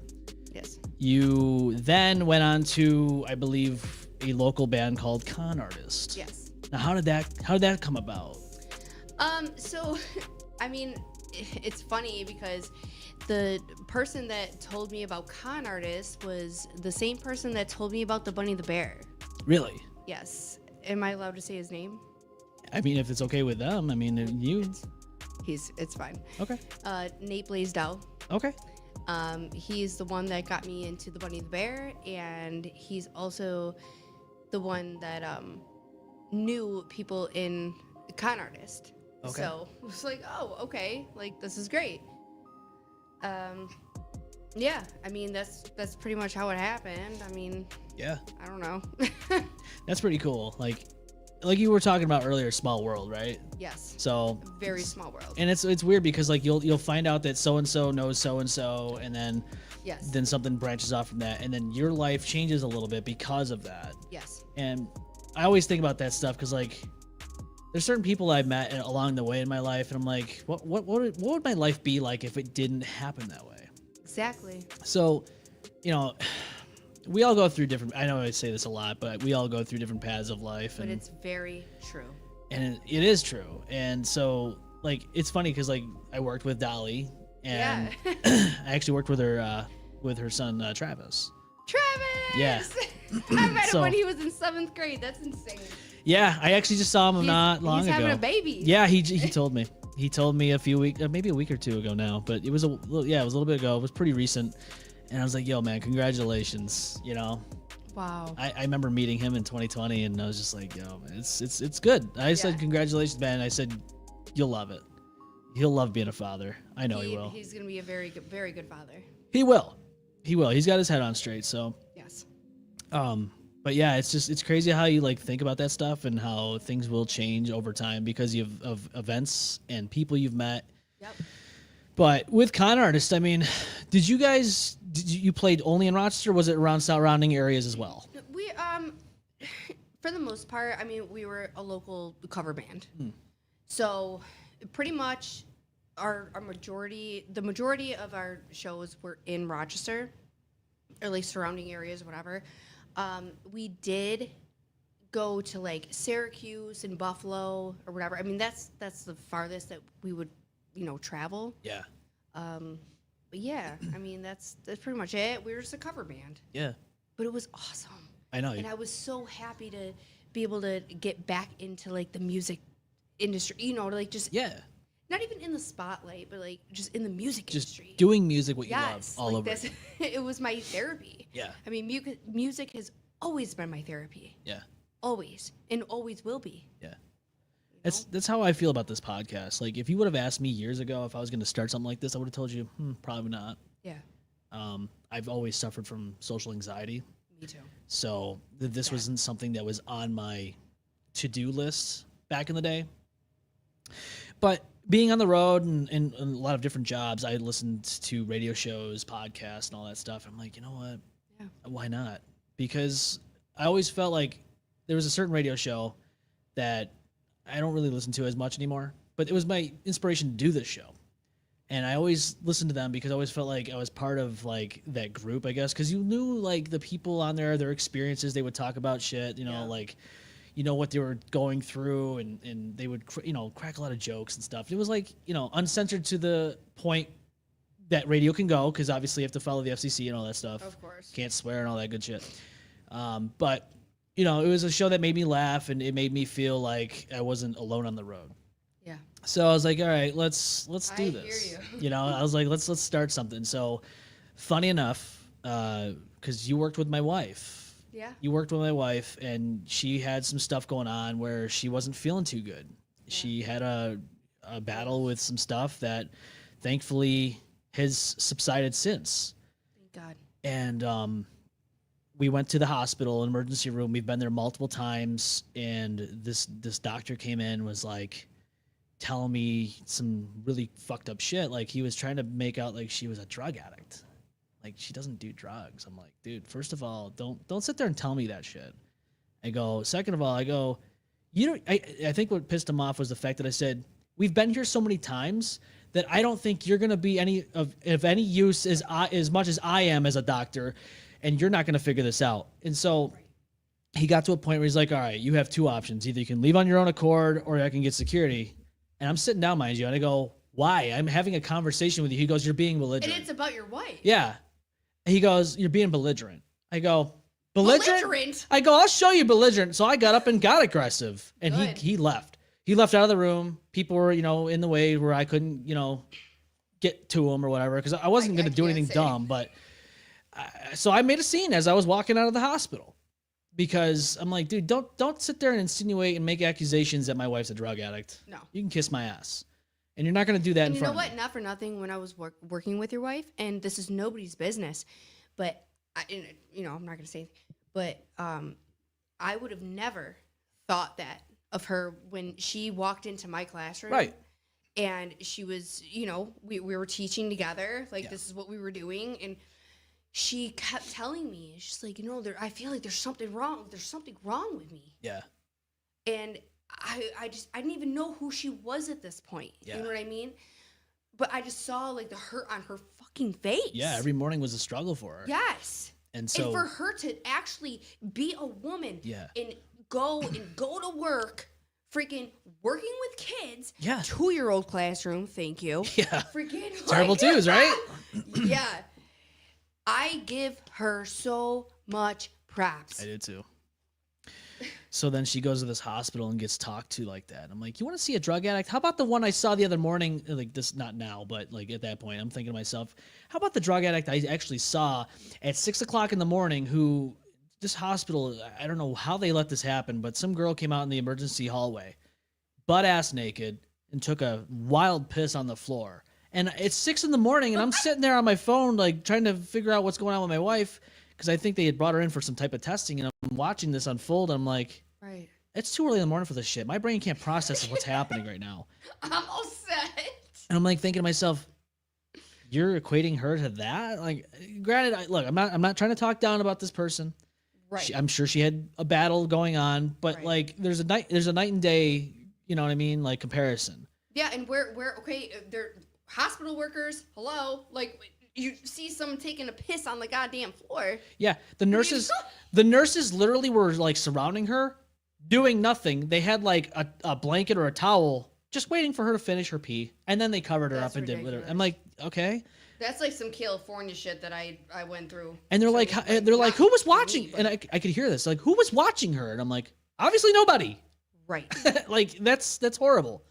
So, oh my God. But yeah, so basically I got escorted out of the hospital in 2019, and I got in the car for no reason. For no fucking reason. I'm sticking up for my wife because I didn't feel like that was appropriate what they were saying to me. And so I'm in the car. My mom actually came over to the hospital and went inside, check up on her and stuff. So everything was taken care of there. But I was in the car and I'm like, okay, what am I gonna do for the next fucking God knows how long I'll be sitting there. So then I thought about it. I'm like, all right, let's think about a show. So I was like thinking about different names and like coming up with different things and ideas of what I could do. And I'm like, So that's how I got my start on this podcast, sitting in a car after I got kicked out of a hospital. For sticking up for my wife. M-Balm. Yeah. I've rolled with that name for a while. I mean, my screen name has always been Embalmer 2009. Oh, really? Yeah. So obviously the 2009 is our class year. Well, yeah. But Embalmer, that name, my dad had a group of friends. They called themselves the Embalmers. Okay. Yeah. So I always heard stories about that. And then, he used it, CB radios was a huge thing in our parents' generation. So that was like his alias on there. Right. So I took it over as my online alias, Embalmer 2009. It's on my PSN. You can go on my PlayStation account. I'm not on there much. You can add me, but I probably won't play with you because I'm not on PSN that much anymore. Yeah. But then I was like, you know what? I don't want to do that anymore. I don't want to have Embalmer. I was like, what can I do? I'll make it my own. I was like, M-Balm. M-Balm Effect. Yeah. There was a couple names I was going to go with. I was like, the Umbrella Effect. I was like, that might sound cool because I love Resident Evil. But I'm like, that's too obvious. I'm like, no, I want something original. M-Balm. Okay, so this is how I take when I see M-Balm. Yeah. The M-Balm Effect. Yeah. Like, I think of embalming. Yeah, that's exactly it. Okay. Yeah. Okay. So yeah, that's why when you said I hope it's not too morbid, I'm like, no, it's perfect. I didn't want to think that I was going crazy. No. No, that's exactly where it came from. Embalming. Okay. Yep. So M-Balm Effect. Yeah, the effect of being embalmed. It's going to be an interesting thing. We won't know because we're going to be dead, so it doesn't matter. Yeah. But this is what the show is. I've felt it before. What's that? Like in a body. Yeah? Yeah. What, the fluid? The embalming fluid? Yeah. It's weird. Just makes it like stone hard. It is. It's like a stiff, You drain out the blood and then you put the embalming fluid and Yep. Death is a weird thing. And I know we discuss a lot of things about paranormal stuff, which I love that. You do? Yes. So I like it because it's the unknown.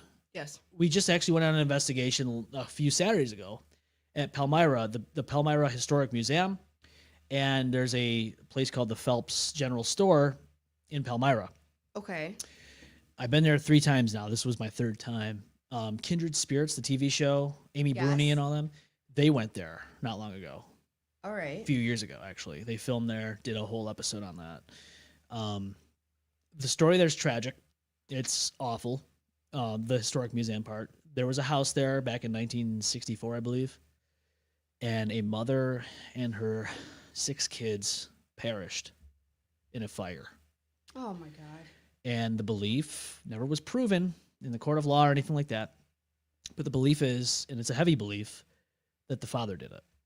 He got to live a long life. He died like within the last 15 years or so. He lived to be older. Oh wow. But they perished in that fire. But the belief is that he did it on purpose. But the museum is there now. And the basement the basement's there. And the remains of that house are there. The burned remains. There's ash. I have it on film. I haven't gone through the video yet. I've been so fucking busy. There's video. I've got it. I did an Estes method down there. And if you don't know what that is, it's where you get blindfolded. You have headphones on like this. Yes. And you have the spirit box hooked up to the headphones. And you are unaware of what's happening around you. Yep.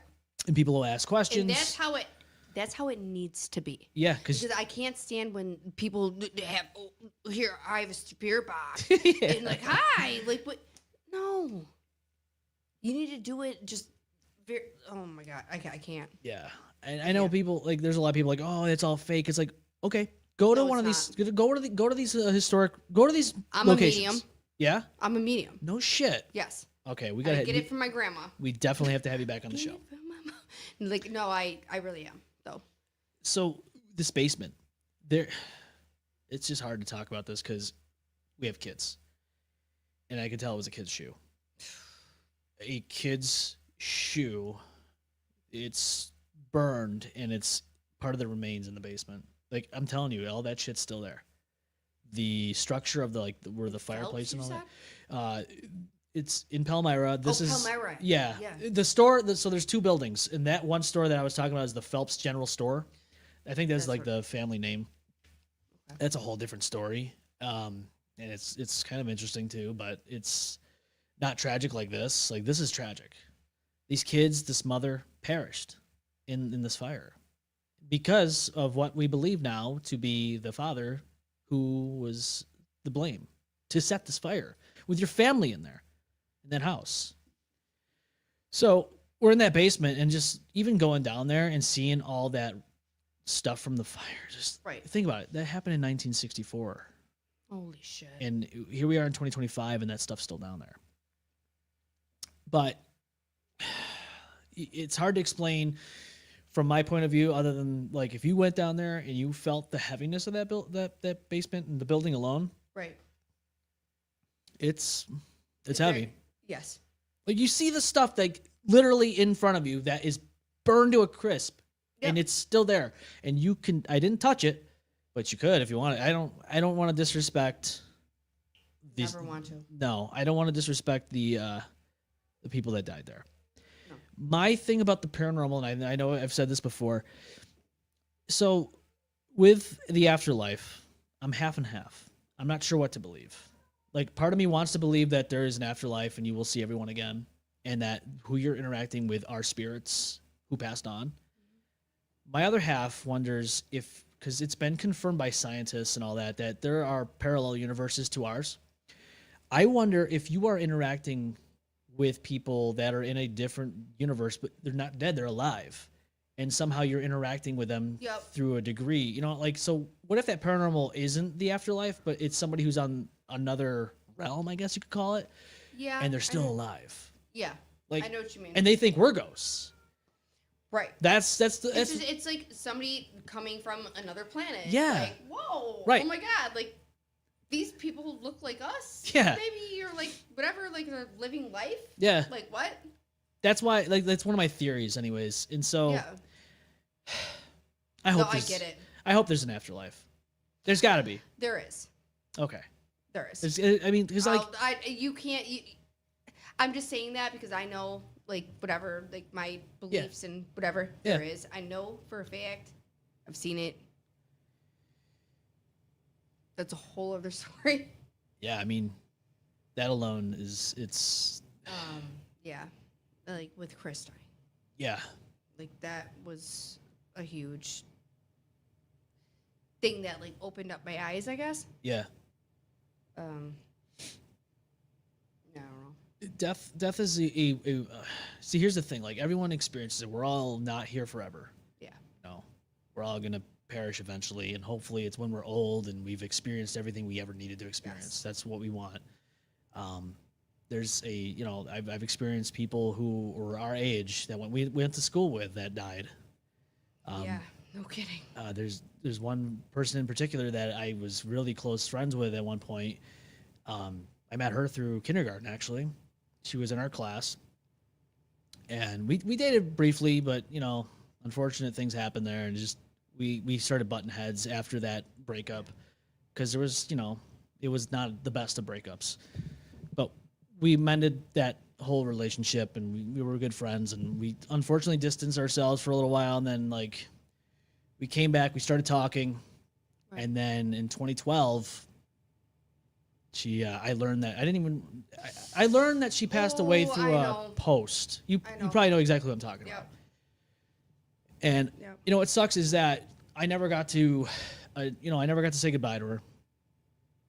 And she was such a sweet soul. She was authentic, she was genuine, and even though we experienced things, not the best of things at times, and we drifted apart a little bit, we still, the friendship was still there. Yes. And she always talked about you. And the one thing that really bothers me is, like, out of respect for the relationship I was in, she asked me if I wanted to hang out. And I basically said I couldn't. I think I had something going on anyways that day, but I mainly did it because I didn't want to. I felt weird if we were to hang out one-on-one because I was in a relationship. You know what I mean? It was a little. Well, it's the respect factor. Yes. And I wish I would have said, yeah, let's get together, because I think that would have been my last shot to make a good, impression, I guess, before she left this earth. And I think about that, and I'm like, I won't get that chance again. I miss her. And it sucks because, like, in my mind, even now, it's like doesn't seem real because in my mind, I'm like, is this fake? Like, did she fake her death? Because I knew there was something going on before that event. There was something that happened where she disappeared for a while. She went missing, and people were like worried about her. And I didn't know that. yeah, and so in my mind, I'm like, did she fake her death to get away from this? Obviously, that's just not the case. Unfortunately, the case is she's gone. I know, unfortunately, because my cousin ended up dating her sister. Okay. So I heard everything. Yeah. It's But yeah, I mean, it's unfortunate. it's bad. That was it was really eye-opening, Mm-hmm. and Very much so. like being 21 years old, you have so much ahead of you. 21 ain't even breaking the ice. You're like Nothing. not even. You might think your life started, but it didn't. No, absolutely. And for it to be cut short that early, it's like, doesn't make sense. no. And so it was hard for me to wrap my head around it. And everybody that was friends with her, same thing. Yes. There was rumors going around, and I just blocked that shit out. I was like, I don't want to fucking hear rumors. No, exactly. There was people telling me that, this, that, and the other, and I'm like, shut the fuck up. I don't want to hear that nonsense. I No, don't and that's care. your friend. Yeah, and that's it. Like, I don't want to hear about that stuff. Like I still hear stuff about Chris every day. yeah, Like I could talk about whatever the hell I want to about him because none of his family is alive anymore. But wow. and I'm his legacy. Yeah. I mean, pretty much, and his kid. But you're not gonna come here and tell me. You're not gonna come up to me and tell me something about somebody that I was freaking close to. Yeah, You know what I mean? yeah, Like, does that make sense? yeah. No, absolutely, it does. Not to them, maybe, but Well, right. That's what I'm saying. Like, you leave that up to me. right. Not you. Ew. I don't want to hear anything. I mean, the gall of people to sit there and make rumors and talk to you about somebody Yes. that you were close with and you knew just about everything about, and they're going to sit there and tell you who they were. They can go fuck themselves. Yes. And I'm just like, dude, first of all, not the right time, not the right place. No. And it never will be, because if you're going to be like that, that's disrespectful. Just get the fuck away from me. Yes. That's how I look at it. Yep. So, again, I understand people grieve differently, but Everybody grieves differently. of course. Yes. Everyone copes, everyone grieves. My way of coping, dark humor. Love it. Yeah, that's how I am too, and not a lot of people like that. And it's okay. They don't have to. People don't. I mean, it's like when somebody goes and starts a band, it's a metal band, and you have 80-year-old Mildred saying, I don't like that. It's devil's music. Well, you're not going to fucking please everybody. Yep. But guess what? You're not going to quit either. You're going to keep moving. Exactly. Keep making music, and you're going to keep doing what you love doing. You got it. So, and that's just it. Like, that's what I knew this was going to happen with this podcast. I'm like, I'm not going to be everyone's cup of tea, and I don't really give a shit. I don't care either. But, it's like, you know what? This world's so miserable as it is. Like, why not have fun with it? Yeah. Why not? Let's just Do it. crack some jokes, Yep. and maybe somebody will be offended. I'm sure somebody is. Oh my god. It's horrible. I'm offended. I'm so sorry. well, Mhm. I'm sure No, they I'm are. not sorry. They're crying. They're crying right now. sorry. They're like, I can't believe you do this to us. Like, dude, I had to be in a freaking van in 95-degree. Oh, I'm sorry. No, it was like probably 100-degree weather in the middle of freaking New Mexico. Jesus Christ. 8 dudes. I was the only freaking female. How's the humor in that van? I literally thought that was the day I was gonna die Yeah. because I was like, holy shit, I can't breathe. So we ended up going. We got to a freaking real quick. We ended up getting to I don't know. It was like a Jiffy Lube or something. I don't know what it was, but it was somewhere in freaking Arizona or New Mexico, Arizona. I don't know, Oh, wow. but they all look the same. So anyways, It's all desert, hot, right. miserable. So make long story short, I'm like, I'm sitting in the van, sweating my ass off. Nobody cares about me. It's Jeez. freaking. All of a sudden, Nate comes out, my guitarist. He goes, the freaking guitarist from Twisted Sister is in there. Fucking serious? I'm like, what? I actually sent send you a picture of his ass. Is it on here? Oh God, I gotta look that one up. And I'm like, Twisted effing sister, like what the hell? I'm like, how do you know that's him? He goes, oh God. Oh, there's so many photos to choose from. There's so many. But there's a lot of stories. Wait, hold on. Did you see it? You did? Was it up here? Uh-oh. I don't know where it went. Oh no. Did we lose it? Oh, it's fine. Whatever. Who cares? It's just an ass. Like whatever. It's an ace. It's an ass. It's okay. But yeah, so like Nate comes out. He's like, yeah, it's freaking homeboy from freaking Twisted Sister. We're in the middle of freaking nowhere at a fucking Jiffy Lube. Like what? Yeah, I mean, I would definitely say, like, in a band, the humor probably dark, probably crude. Oh, mine is yes. I mean, I literally I feel like I'm a man. Yeah. Because You have to adapt. Yes. You have to adapt. Thank you. You have to grow a set and adapt. Thank you. And that's why I don't get offended about anything. There's no reason to. Life's there's more things to be actually offended about than some fucking shit like that. Thank you. You know. At least somebody understands it. Hey, I say it how it is, and I don't really care. People get upset, but they can get upset all they want. I like this picture. This is cool. That was actually a drawing. This is a drawing? Yes. That's Marissa, I can't remember her whole name, but is Marissa Swain? Marissa Swain. Yeah. Well, if you're out there listening, this is a really nice picture. You really did a good job. Drew that. Shit, that's really cool. I like that. I was like, what? Adam Drizga from Frostbelt Entertainment says that I'm his husband. And I guess I have to come clean, everybody. I am gay married with Adam Drizga on the side. I didn't realize I'd have to come out and say this. I know Westboro Baptist Church is going to be very upset. But we went overnight, and I may not have to go to the Westboro Baptist Church for the first time because this might be my second time. We actually got married on their front lawn. And Adam can attest to this. I'm just kidding. I'm kidding. It's great though. Did you really buy that? Yes, I did. You did. You bought that. Yes, I did. You bought that. That is fan-effing-tastic. I love it. He says I proposed with a bear mask on. How coincidental, Adam. I proposed with a bear mask on. He loves it. He's having a good time with this. He likes that. Dolly says, I'm so proud of you. Yes. Dolly understands. I'm so proud of you, Harold. Yeah, see? Hey, love is love, and we can make it happen. And in Westboro, I hope to God you leave us a voicemail. Please, give us something. I had a nice Mexican lady from California leave a voicemail to call her back, and we tried. We couldn't get a hold of her. We got a hold of this guy, though. He was not too happy. We called. Same number. But I want to hear their voices on our phone lines. Like that rejoin that you asked me about. Like, yeah. That was somebody who called in and said that we should rethink our futures. Well, here we are 6 years later, and we're still fucking around. How you doing? And it doesn't matter. Adam says, I literally just woke up and typed that. Time to get up. Dude, are you out of the country? Are you out of the state? I know you like to travel. Maybe that's why you're waking up now. But holy shit.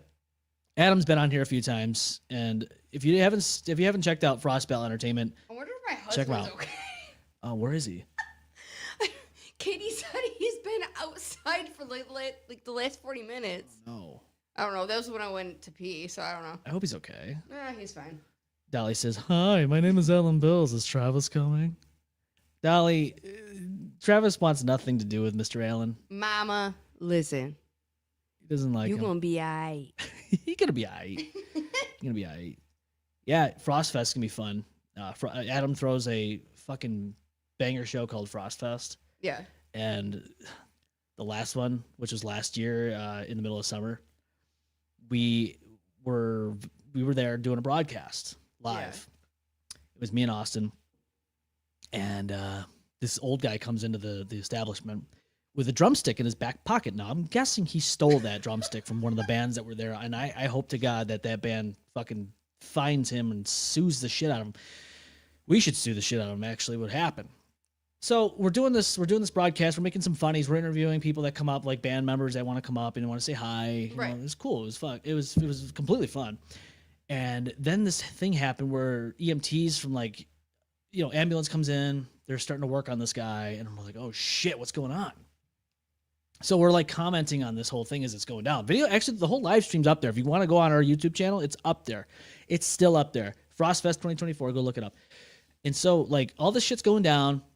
And then like we're making jokes about this, like, oh, I wonder if what happened was, he fell and got the drumstick shoved up his ass. You know what I'm saying? Like I was making jokes like that, and I was like, hey Austin, do you think he's gonna get a cavity search? You're gonna have to go get some because they were getting their gloves on. I'm like, oh, do you think they're gonna give him a cavity search? Try to get that out. Then we see a police officer come in the fucking door, and we're like, okay, something's going on here. Great. So they escort him out. Whatever. They probably arrested the guy. He probably was out for dinner at that point because bail reform. Right. We go outside, and this guy comes up and says, hey, is this your car? Now, mind you, we went there to Niagara Falls where this event was happening in my wife's car. Yeah. And we're like, yeah, that's our car. Come to find out, this guy drunk drove to the establishment and hit not only our car, but another car with his vehicle.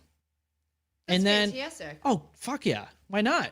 Apparently, he came in, drove drunk, hit these vehicles, left, changed his clothes, came back, and was at the bar ordering more drinks. And that's why they came and got him. Hell effing no. Yeah. That's what happened at Frostfest 2024. This guy crashed. He fucking went home. Yeah. Wait. He changed his clothes. Well, nobody would notice him. They're like, oh, that's a different guy. That's a different You know guy. what? I'm not going to lie. I've done that before. Oh, you Just did? to get back. Remember Tilt? I've never been, but I do remember it. I know that was a huge thing, yeah. I had to dress up like a dude. Yeah. To get back I got in? kicked out, yeah. What? Yeah. What happened? I don't know. Like, I think this was years ago. I don't know. Freaking lesbian shit. I don't know. Well, like, with my lesbian friends. Yeah. I don't know. And then you got kicked out by association. Yeah, and then we went back to my friend Melissa's house, and she's like, listen, let me dress up in your stuff, because she was like, she was always in like guy stuff. Yeah. Whatever. She's like, let me dress up in your stuff. You get in mine. We're going back to the Yeah, they're not going to notice. Oh, they didn't. And we got to party the rest of the night. It's like Hitman. You kill somebody, you take their clothes, and you walk in, and nobody notices anything. Yeah, Nope. that guy belongs here. That person belongs here. Exactly. That's great. Like, oh, oopsies. At least you didn't hit anyone's car. Yeah, no. No, I didn't do that. Luckily, her car wasn't damaged. The other guy, however, Thank though, God. white pickup truck, brand new, and there were some scuffs, and I felt bad. I think it was one of the band members actually that was playing there that night. I felt bad. I was like, holy shit. That Yeah, sucks. but it's not your fault. Yeah. Not your fault. No, it's not. I mean, this old guy with a fucking drumstick in his pocket. Right. Drumstick guy. That's what we called him. I called him. I was like, yeah, drumstick guy. He's fucking walking around. He's having a good time. He's like 75, 80 years old. Who cares? He's having a good time. Oh, little did we know, he drove there drunk, probably almost killed somebody, and then hit our cars, left, come back, get his change of clothes, then come back, and then have EMTs come and work on him, and then police officers handcuffed his ass and took him out. They danced him out like they were fucking doing the How you fucking doing? 1-2. You know what I'm saying? Yeah. Yep. So it's okay. I'm all right with that. Dolly says, Billy is Melissa, the one that thought we had Frank at my house that one time. Frank from Shameless, remember? Oh my God. Oh, she meant to say Haley, not Billy. Billy's not here tonight. Frank from Shameless. Have you ever seen Shameless? Mhm. Okay. My wife got into it. So he wears the Bunny the Bear freaking. There's 2 episodes that he wears the Bunny the Bear freaking shirts in. I don't know why. Can we find it? I don't wonder if we can find it. Frank, Oh, what the hell is Shameless. At least a picture. That'd be cool. it? The Bunny the Bear. No, not the bullying speech. Oh, right there.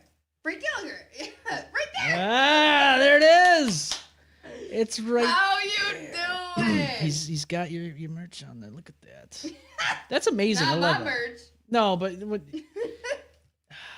the I Bunny wish the it Bear. Look at that. Right there, Frank Gallagher in Shameless. Tiber, what do you think about that? It's cool, right? I'd be freaking honored if that was my shirt. Frank Gallagher. No, so there was this guy. This is what Dolly is trying to say. There was this guy that she used to be friends with, and unfortunately, he has passed away. Oh. Very, very sad. But he literally, I always called him Frank effing Gallagher. Yeah. Because he looked like him? Yes. Oh, shit. Yes.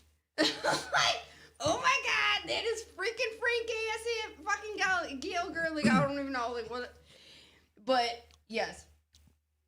The bunny, the bear. That's so cool. The bunny, the bear. I'm sure I noticed that when I was watching it, but... I noticed that when I was 13 years old, but I didn't even know what the hell the bunny, the bear was. You know what I mean? Well, every band starts off somewhere. I'm sure people didn't know who the fuck... oh, God. Linkin Park? When they first started, for sure. No, for real. God. Full-on doppelganger, Dolly says. Yeah. Doppelganger. Yes. Yeah, no, that's pretty badass. I'm not gonna lie. To see that, like, you're like, oh shit, the Bunny the Bear T-shirt on this fucking Shameless show. Like, that's pretty yeah, dope. no, it was very fucking strange, to be completely honest, because I'm like, wait a minute, this is Shameless. Takes place in Chicago. Yeah, and Victory Records was out of Chicago. Okay. Too. So that might make some sense. Maybe. I don't know. But I don't know. Was it really in Chicago? Did they really film there, or was that really in Los Angeles? Like, I don't know. That would be a little hard, don't you think, if they did, like, sets in L.A. and then if they fly people out to... Are you talking about Shameless? Yeah, that would be kind of crazy. It's a lot of... No, there had to be, like... There had to be. I don't know where they did it. I'm sure it had to be Chicago. You wouldn't be wanting to fly back and forth, set Right. after set. It's not like Friends where, like... But I want to know where freaking Fred Gallagher got that fucking TBTB freaking shirt from. I'm actually curious, yeah, because like how do you even know who the Bunny the Bear is? You know what I mean? I don't know. A lot of people up here definitely know who that is. They love the Bunny it's the Bear. weird. We love me. them up here. It's weird. I don't know. You guys toured. People know. Yeah, they know what's up. But I don't know. Like, oh my God, if you could hear the conversations that me and Matt Tiber have, like Matt Tiber is the one that created the Bunny the Bear. Like, I don't know. Like, where is this coming from? I'm curious. You know what I mean?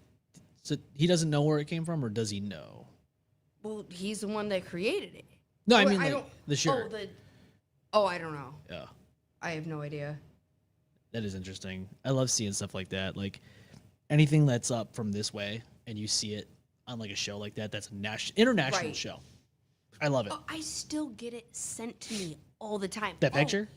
Oh, like Frank Gallagher? Yes. Yeah. That's him. I'm like, I know it's the Bunny the Bear. I know. That's so cool. Frank Gallagher.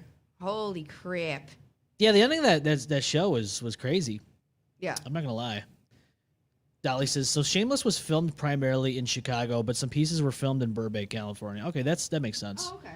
Burbank, California. Isn't that where the new headquarters is for Nickelodeon? Yeah, Burbank. It's Burbank. It's sad because, like, I know that the documentary came out about Nickelodeon and the child stars and all the horrible shit that was happening to them. And that was, going back, it's funny how we come full circle. And we talked about, like, how I've been, like, kind of in that, like, nostalgic mode. And I'm, like, looking at these things, and I've been looking at, like, videos and stuff. Remember when I'm sure people were, like, one at this point. It was 1992, and they have this time capsule that Nickelodeon had put together, and they had sealed it off at the Nickelodeon Studios in Orlando, Florida, in Universal. Yes. And it's moved since, obviously, because they closed down that studio. Unfortunately, it looks sad. It's depressing. Even looking at the pictures now, it's like, dude, I would still like to visit it just to say, hey, I got to be there. Right. Haven't been to Universal, so I've been to Orlando. I haven't been there yet, though. I've never been to any of them. No, so it went to a hotel or motel, whatever they want to call it, hotel, I think. that Nickelodeon had run, and then they stopped that. Now it's something else, so they had to take that, and then they went to Burbank, California, with this time capsule. It's supposed to open up, I think, in like 2040 something. I don't know. It's kind of crazy, but yeah. What's really in it though? Actually, there's like a whole list of stuff. There's a whole list of stuff that's in it. Actually, yeah, that we know. What am I doing? I'm Googling Google. What the hell's wrong with me? I don't even know what's going on. Nickelodeon. Yeah, there's a lot of stuff that's happened with, and you know, Dan Schneider and all that. They didn't leave a good taste in anyone's mouth. Mm-mm. And so, Dan Schneider, no, thank you. No, I've actually. No, thank you. You know, it's funny. Before that whole thing came out, I talked about him on this show, and somebody was like, you know, how do you know he was really doing that stuff? Yeah, 2042, April 30th, 2042 is when this is going to be opened. I want to see the list though. What's in there? I know a Game Boy's in there. Here we go. Game Boy? A Game Boy's in there. Yeah, I do remember seeing that. So here it is: Nickelodeon Studios time capsule content list. Movies: Home Alone and Back to the Future on VHS. CDs: Please Hammer, Don't Hurt 'Em by MC Hammer and Michael Jackson's Dangerous album. A Nintendo Game Boy, number 3 here. Rollerblades, Reebok pump sneakers, a jar of Gak, one of Joey Lawrence's Whoa 92 hats. Whatever happened to that guy? Is he even still alive? News reports: girls standing atop Soviet tank in Red Square during the communist hardliners' coup attempt in August 1991. Oh, that's our birth year. We were alive for that, Haley. That's good. Yeah, I mean, at least we're alive for that. The coverage of the AIDS crisis, Desert Storm, and the end of the Soviet Union. Well, that's good. Books: a world atlas. Wow, we need that. History book. If only they knew the history to come. Comic book, phone book, the Orlando TV guide for the week of April 30th, 1992. I was 1. You were 2. And a copy of the book of Endangered Species. Item number 10, an issue of Nickelodeon magazine. A Nicktoons T-shirt featuring Ren and Stimpy. Boy, was that a fucking... That was edgy to put on Nickelodeon back then. Wait, a piece of the Berlin Wall? Yep, a piece of the Berlin Wall. A piece of the Berlin Wall. Are you kidding me? Yeah, a Barbie doll. Wow. Pencils. Wow, we need those because Jesus, everything. Oh my God, because we don't have We pencils. don't see that anymore that much. A skateboard, a baseball, Twinkies. I'm sure they're still good to eat. A stick of bubble gum.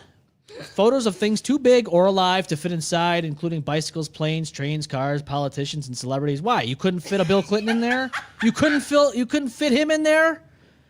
A videotape which was recorded at the live ceremony, shot by a girl named Vicky. Whatever happened to her, who knows? But she stood on stage to operate the kid cam. And then number 21, the last item here, the camera recording of the tape. This appears to have been unplanned. Mike O'Malley and Joey Lawrence both looked baffled about how to remove the tape from the camera, so the whole setup was tossed in at the last minute. Well, you know what? I'll be honest with you. If I'm still around by then, which I hope I am because that's not that far off, I would like to see that happen. But I'll be honest with you, it's not going to be at Orlando, Florida, because that's not where that is anymore. No, thank you. It doesn't exist. So, yeah, the time capsule of that. Yeah, what that actual freak? I don't know. What? Yeah, I don't know. I'm interested in weird shit, and I was like doing this research as I was recovering after my post-op that I had recently, and I'm like, oh yeah. I know. I'm like, you know, not gonna lie, I'm interested in that because like that's nostalgia, you know. I'm like thinking to myself, I wonder what my son's gonna look up when he's fucking my age. Right. Like, I wonder what he's gonna miss as a kid. Because there's not many. Like, Nickelodeon's not even that big anymore. No, it's like non-existent, to be completely honest. No. And to be honest with you, like after that documentary, that was like the nail in the coffin for their, like, people are pissed off at Nickelodeon. Yep. It's that whole ordeal. It's nothing like Nickelodeon can still exist. Yeah. They parted ways. It's nothing. Yeah. Like how we all grew up. Oh God, no. Like no way, shape, or form. No, it's completely different. And to be honest with you, they parted ways with Dan Schneider, but still that legacy still stands. Nickelodeon. Right. iCarly. You know, all that stuff.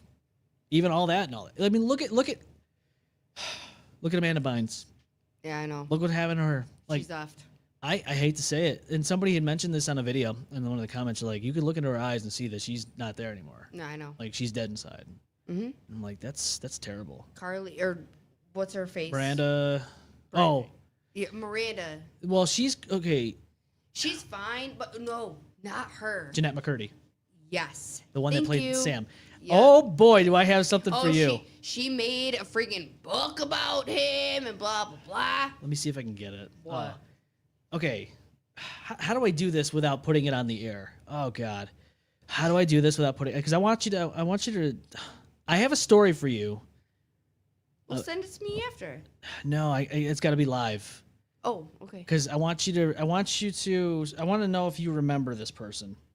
You must remember this. There's a person. So Jeanette McCurdy. You mentioned Jeanette McCurdy. This is something. Let me see. So Jeanette McCurdy is obviously from iCarly. Yes. And there's a person we went to school with that Jeanette McCurdy knows very, very well. Really? Very, very well. What? Oh yeah. You know how Westboro Baptist Church banned your phone? This Jeanette McCurdy pretty much blocked this person that we know. What? Yeah. It's great. Oh my God, I can't. So let me see if I can find. Yep, right here. Oh. Do you know? Do you remember? I shouldn't even say do you know, but do you remember? Let me see. Can I do this? Do you remember him? It's kind of hard to see that profile picture, but do you see what's on that Instagram page? Yeah. Do you remember his name? Does that stand out to you? A little bit. Yeah. Well, this person, which I will not name. Schrader? Yep. In our class. Very obsessed. Oh my God, yes. You do? Oh my God, yes. Yeah. He was I'm not trying to be that person, but like, he didn't have a lot of friends, right? Yeah, he was quiet. Yeah. Let me see if I can do it this way. I didn't have a lot of friends either. No, I get it. But I mean, like, he was like the kid that you would suspect to really do some horrible things at a school. I guess you could say. Wait, is that the one that got arrested? No, that's somebody else. It was 2008. See if I can get a. I'm probably not gonna be able to get this. Look, I love how I typed his name in, and nobody knows who he is. Even the town that he's from and everything, and so nobody even knows who. Like, he's nameless. He is literally nobody in this world. It's crazy. Well, because his parents probably are freaking is saving him. Yeah. Well, you know what I mean? Yeah. Protecting him. But basically, this person, they're obsessed. As you saw, there was Jeanette McCurdy photos on that Instagram, his personal Instagram. And so, from what I understand, from what I did some digging on, this person got in touch with Jeanette McCurdy's grandmother and got in conversations with her, and she told him some stuff that shouldn't have been said about Jeanette McCurdy, personal stuff.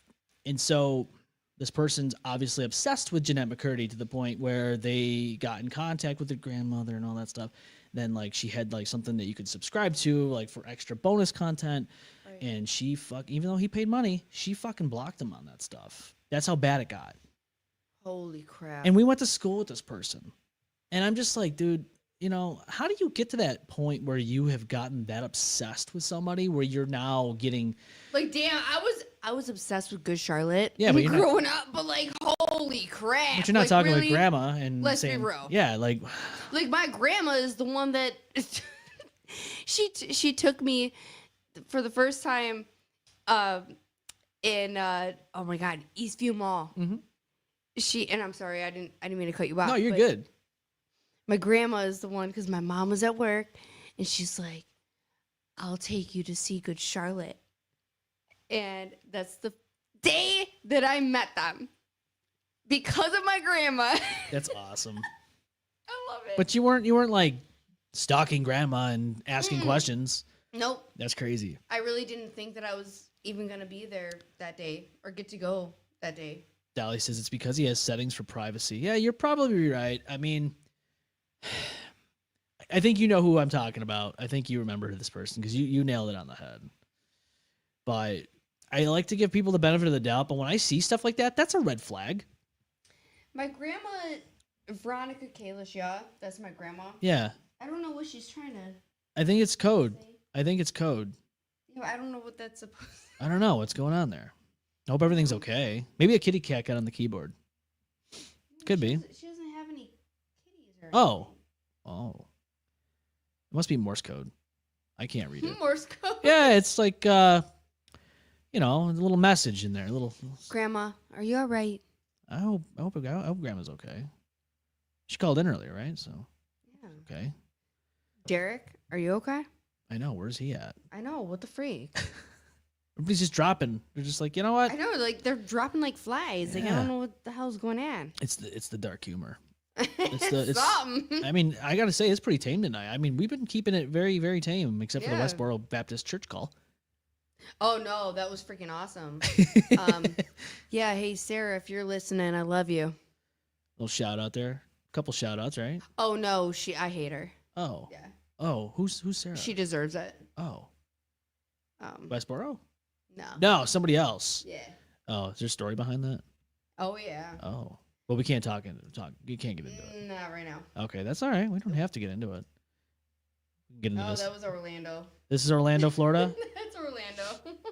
Well, this is when you had the chance to go see the Nickelodeon Studios, and you weren't able to see it, I guess. You can look at that building and go, wow, some heinous shit happened here. Yep, I literally had just woken up. I did my makeup, and that's what I did. Like, I don't know. Yeah. Well, you got to live life Great to the job. fullest. Mm-hmm. There's a lot of interesting photos here. I like this one here. Where was this at? Is this ConArtist? No, that's the Bunny and the Bear. Oh. That. I want to say that was in Pennsylvania. I'm pretty sure that was. Pennsylvania's a whole different. I mean, Choco Nut, Pennsylvania. Have you ever gone through there? No. Oh God, you'll know, because as soon as you get through there, you lose service and you lose any communication with the outside world. It is gone. There's nothing you can do. Nothing you can do. Great. But yeah, no, it's I like how that there's every. Like, what's this picture? What happened here? Where was this? Oh, that was with ConArtist. This one's with ConArtist. Yes. I know for sure there's one in here that I know. I'll give a little shout out because I'm not afraid to do it. Daniel took this photo. I can see his little watermark You know over here. Danny? Of course I do. Yeah, Danny Dan. Delusine is my shit. Yeah, he's actually done photos for Kat and I with our son. So Oh, really? yeah. He's Does good amazing. work. Does good work. And I mean, I was actually, I knew that when I was sending you stuff, I was like, oh my god, like there's some people that are on, the pictures yeah. or whatever their names, and I'm like, I want to make sure that they get their, Yeah. whatever. So thank you. Of course. Yeah, I mean, as somebody who does photography myself, I like to be able to do Yeah. that because you hear it all the time. People rip photos Yes. off and then they use it for their own personal gain, and you're like, oh No, shit. Yeah. Danny is freaking amazing. Obviously, there's more Westboro Yes. Church signage here. God isn't real. Sure, but that was him. That was him. Okay. That was my drummer. But yeah, I was in boxers and Shirley chug on some good cock. You know what I mean? Shirley, please, make sure Shirley. Shirley, please, make sure that the cock is not with Red 40. Is that the chocolate? Is that chocolate? Chocolate. Where the hell is Tiber? I don't know. Tiber. He's probably in the comments somewhere. We just Yeah, right. maybe he's under a different alias. I don't know. He's freaking like ew. Really? Oh, you're gonna message him? Yeah. Oh man, she's Hell yeah. calling this guy out. She's like, "Yo, where are you? Where have you been? Like you don't do that. Like really? 2 hours in this show and you haven't been here yet." Right. It's all right. Like Westboro. Well, with what? Westboro? What? Westboro Baptist Church? Hold on. What the fuck is his name? Hold on. You forgot his name? No, hold Oh on. no. No, he's all the way up here. Oh, that's why. Man, let me see here. Trying to think about all these photos here. There's so many photos. Did you find them? Yeah, I did. Where are you? Yeah, like with free. You know, the Red 40 must have got him. Red 40. The red Oh, yeah, 40. it's dangerous stuff. You don't want to be eating that food coloring stuff. 40. Red 40. Cheryl. Cheryl. We got to go to the Chili's. We got to go to the Chili's. we gotta go to Chili's. Got to go to the Chili's so I can tell the hostess up there at the front desk that she's killing all these American children. Putting all the poison in the food. Fucking RFK, man. He's there. Yeah. He's doing stuff. Yeah. But nobody wants to freaking say anything about that. No. Like, No, the hell. It's all bad shit. Well, you got to eat your bad poisons. Yeah. GMOs. Eat your bad poisons. Like this weird fucking man-made meat that they want you to eat. It's like, what is going on? Did you see what I did there? I did some rhyming there. See, I'm a musician myself. All this bad meat they want you to eat, like the Rice Krispies. You always have. What? You've always been like that. I don't know. There's something wrong with me, but it's okay. No, but there's nothing wrong with you. Yeah, there's always something wrong with me. There's nothing wrong. There's always with been you. something wrong with me. You just haven't noticed it until now. Maybe, I don't know. No. Yeah, No. I'm here. I crack funnies. I was known for getting suspended from school. It's okay. It's I all right. never knew that. Oh God, yeah, multiple times, especially middle school. What? Oh God, I got in a lot of fights in middle school. Is that why we're in the same class? Probably. I got a lot of fights in school, and I shouldn't have, but it's all right. I mean, That's fantastic. yeah, there was this one kid that would always fight. This is my first suspension. There's one kid, not naming names, just saying just what it is. Constantly, I think a lot of people didn't like him.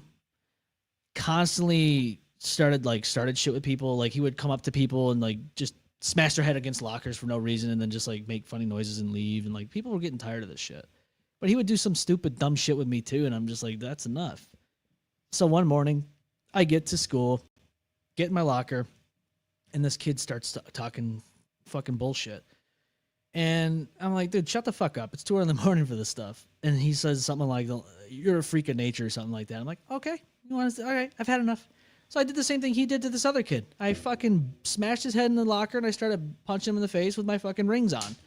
And then I shoved him to the ground, and I fucking booked it to the principal's office. I said, fuck you, I'm gonna get there first. I'll admit to what I did because I take responsibility for what I do, and I did. And I got suspended, and I never saw him again. I guess from what I understand, he got taken out of the school system. His parents had had enough, and I don't know what happened to the kid after that. Hopefully he's fine. Hopefully he learned his lesson in life, not to do dumb shit like that. Yeah, too but bad. it's that's what happened. So yeah, that was my first fight, I guess. And then it just got worse from there. Mine was with Tourette's and freaking Tourette. You know who I'm talking about? Maybe. From school? Yeah. Oh. No, you don't actually. Oh. There's a lot of people I've probably forgotten about, unfortunately. Yeah, Tourette's. Everybody else in my life knows when I say Tourette's, I'm talking about. Yeah, not Tourette's guy. No. Tourette's guy was funny as shit. But he had Tourette's. Oh. So, that's who I went to our prom with and senior ball, whatever. But anyways. Yeah. I gotta fix this. What happened? What? I have OCD, and the system went down. Oh, no, me too. The system went down. Okay, there we go. Back to normal. But he had Tourette's, and you got in a fight with him, right? Oh yeah, no, he cheated on me with Hoochie Coochie. She was. I like how you have names for these people. Oh yeah, no, like I. So I wasn't the only one that made nicknames for people in school. No, her name was. Chiara. Yeah. And, oh, hey, that sounds familiar now. How you doing? God, that's a long time ago. Yeah. Wow. Hoochie Coochie. Ah, okay. That makes And sense. she wanted to try to go sleep with my man. Like what?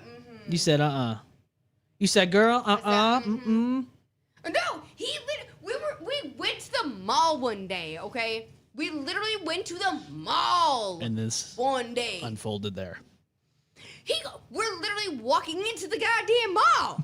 I had my freaking what is it? Abercrombie freaking bag, whatever. All the good shit. He goes, yeah, by the way, I cheated on you. Oh, hell no. I literally took that bag. I was like, yeah. You motherfucker. On his face. He's like, how dare you? I'm like, you cheated on me? Right, like, come on. You cheated on me. You just admitted it. First of all, you were my first relationship ever. Mistake number one. He fucked up that whole relationship And with. second of all, you cheated on me. Yeah, that was his mistake. Was that his first relationship? No, but Oh.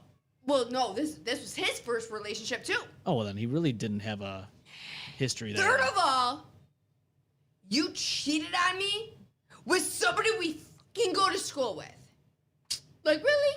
You know what was going to happen. I mean, he should have known what was going to happen. There's going to be a little bit of a diffugal. Oh, no, I literally decked him in the face. I decked him in the face. Yeah. Like, I don't care. You have an Audi. I don't care. Like, ew. An innie or an outie? Is that what it is that what it was? An innie? Or was it an outie? I mean, unfortunately, he had an Audi because, Oh, okay.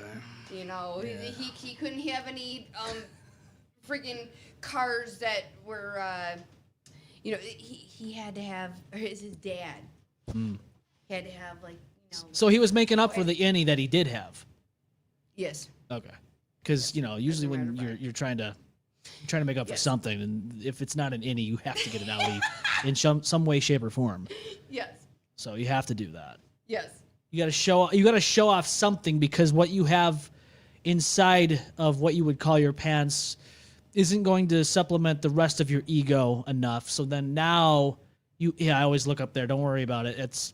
I'm looking at things. It's like, you know, it's like when I, you know, have the virtual reality headset on and I'm like looking at things in my brain looks at shit. It's weird because I'm like visualizing as I know people. Yeah, I know what you mean. People have talked to me about it. Like, what are you looking up at? I'm like, I'm just visualizing when I'm talking because I need to visualize.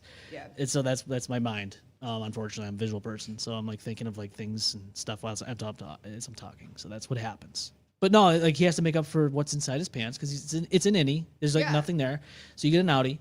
I'm like, dude, you cheated on me. Like, And now what he's the cheating on you with the freak? Audi. Like, for what?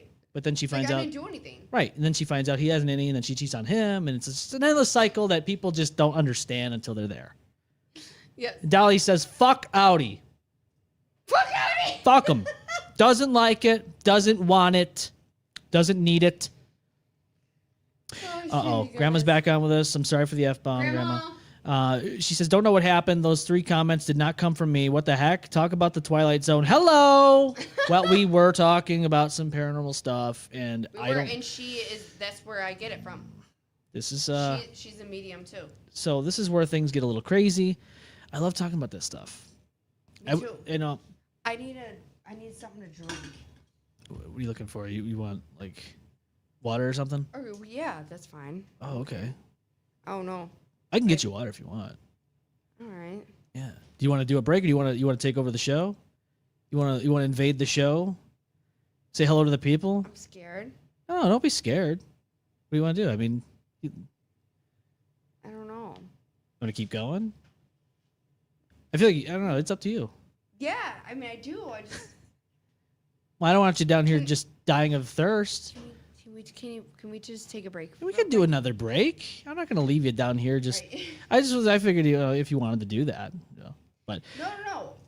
It's fine, but I just need like a little bit of a break. yeah, no, we can do that. We'll get a little bit of water in our system, and but don't go anywhere. We'll be right back after this. Do you feel dirty for subscribing to OnlyFans? Get absolutely filthy and subscribe to the M-Balm Effect. Shove it in your mouth! Shove it in your mouth!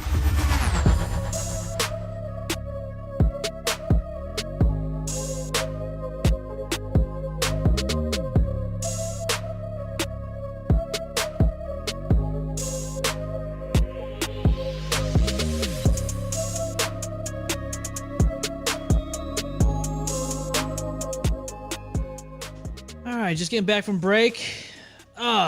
We haven't done breaks in a while, but it's actually kind of nice because you get more refreshed. Yes. And then you get more drinks in you, and then you'll be all right. You got it. So, if you don't know me already, some of my listeners know this. I like to save Ruby Red Kolsch from Genesee from the summertime for the winter time. Yes. And we get to get a taste of summer here in studio in the middle of February. So It's my brother's favorite drink too. it's wild. Like you drink it in your house, and you're like, oh, summer. You step outside, and snow's on the ground. Yes.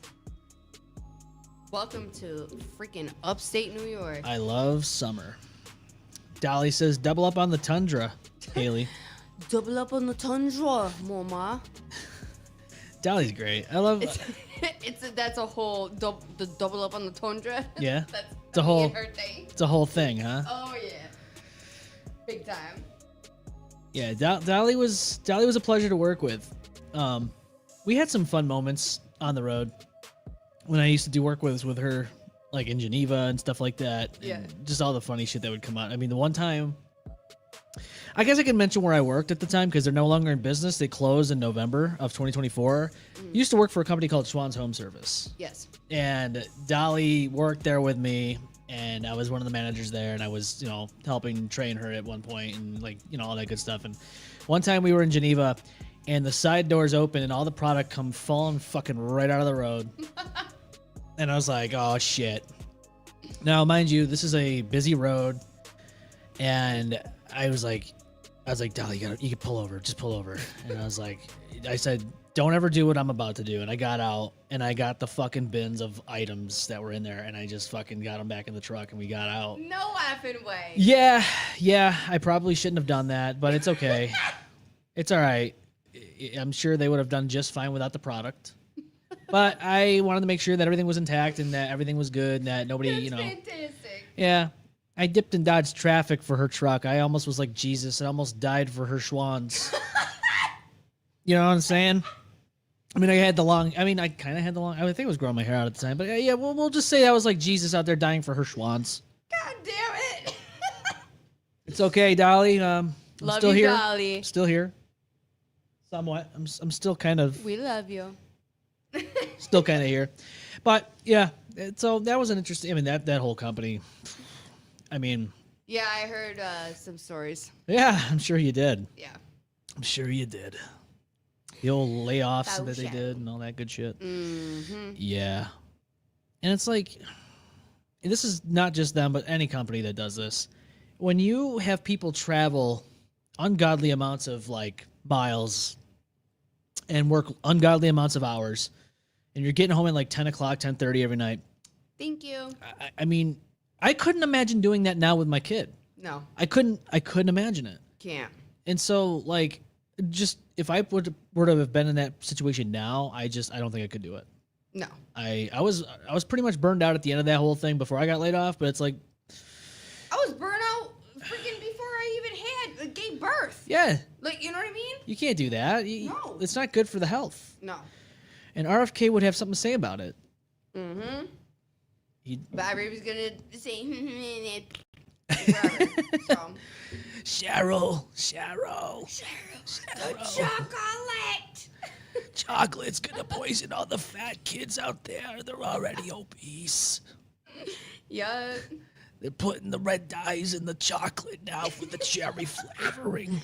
The red fucking 40. I'll tell you, that red 40 shit, but it's crazy though, because it's real. I would much rather have something not look vibrant and be healthy than to be fucking vibrant and kill me. Thank you. Thank you. I got enough people in society alone. I know I'm going to get some flack for this joke. I already know I'm going to get some flack for this joke. In society alone, we already have vibrant colors out there killing people. It's called women with hair colors. How you do? What? With colored hair. I'm just kidding. No, I know. I know I'm going to get flack for that. It's okay. Wouldn't be the first time. Won't be the last. No. Especially with the Twin Tower joke I made with Wendy's and their fucking horrible wraps that crumble worse than the towers came down. Oh, Jesus Christ. I got a little flack for that. I had to pay some dues. It's all right. It's fine. Life's good, Yeah, that's it's all good. that matters. Right? Yeah. People were like, "Oh, it's too How you soon." doing? I'm like, "Nah, it's not too soon. That's 24 years ago. We can handle it now. It's right on time." Right. I mean, we're in 5th grade. We're good, right?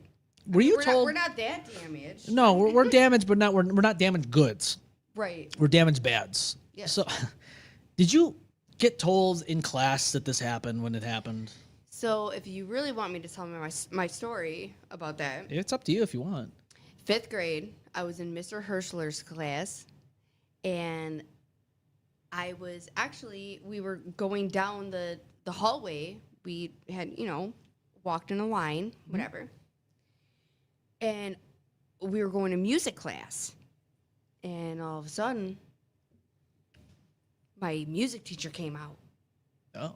And she's talking to my freaking teacher, like my fifth grade teacher. Yeah.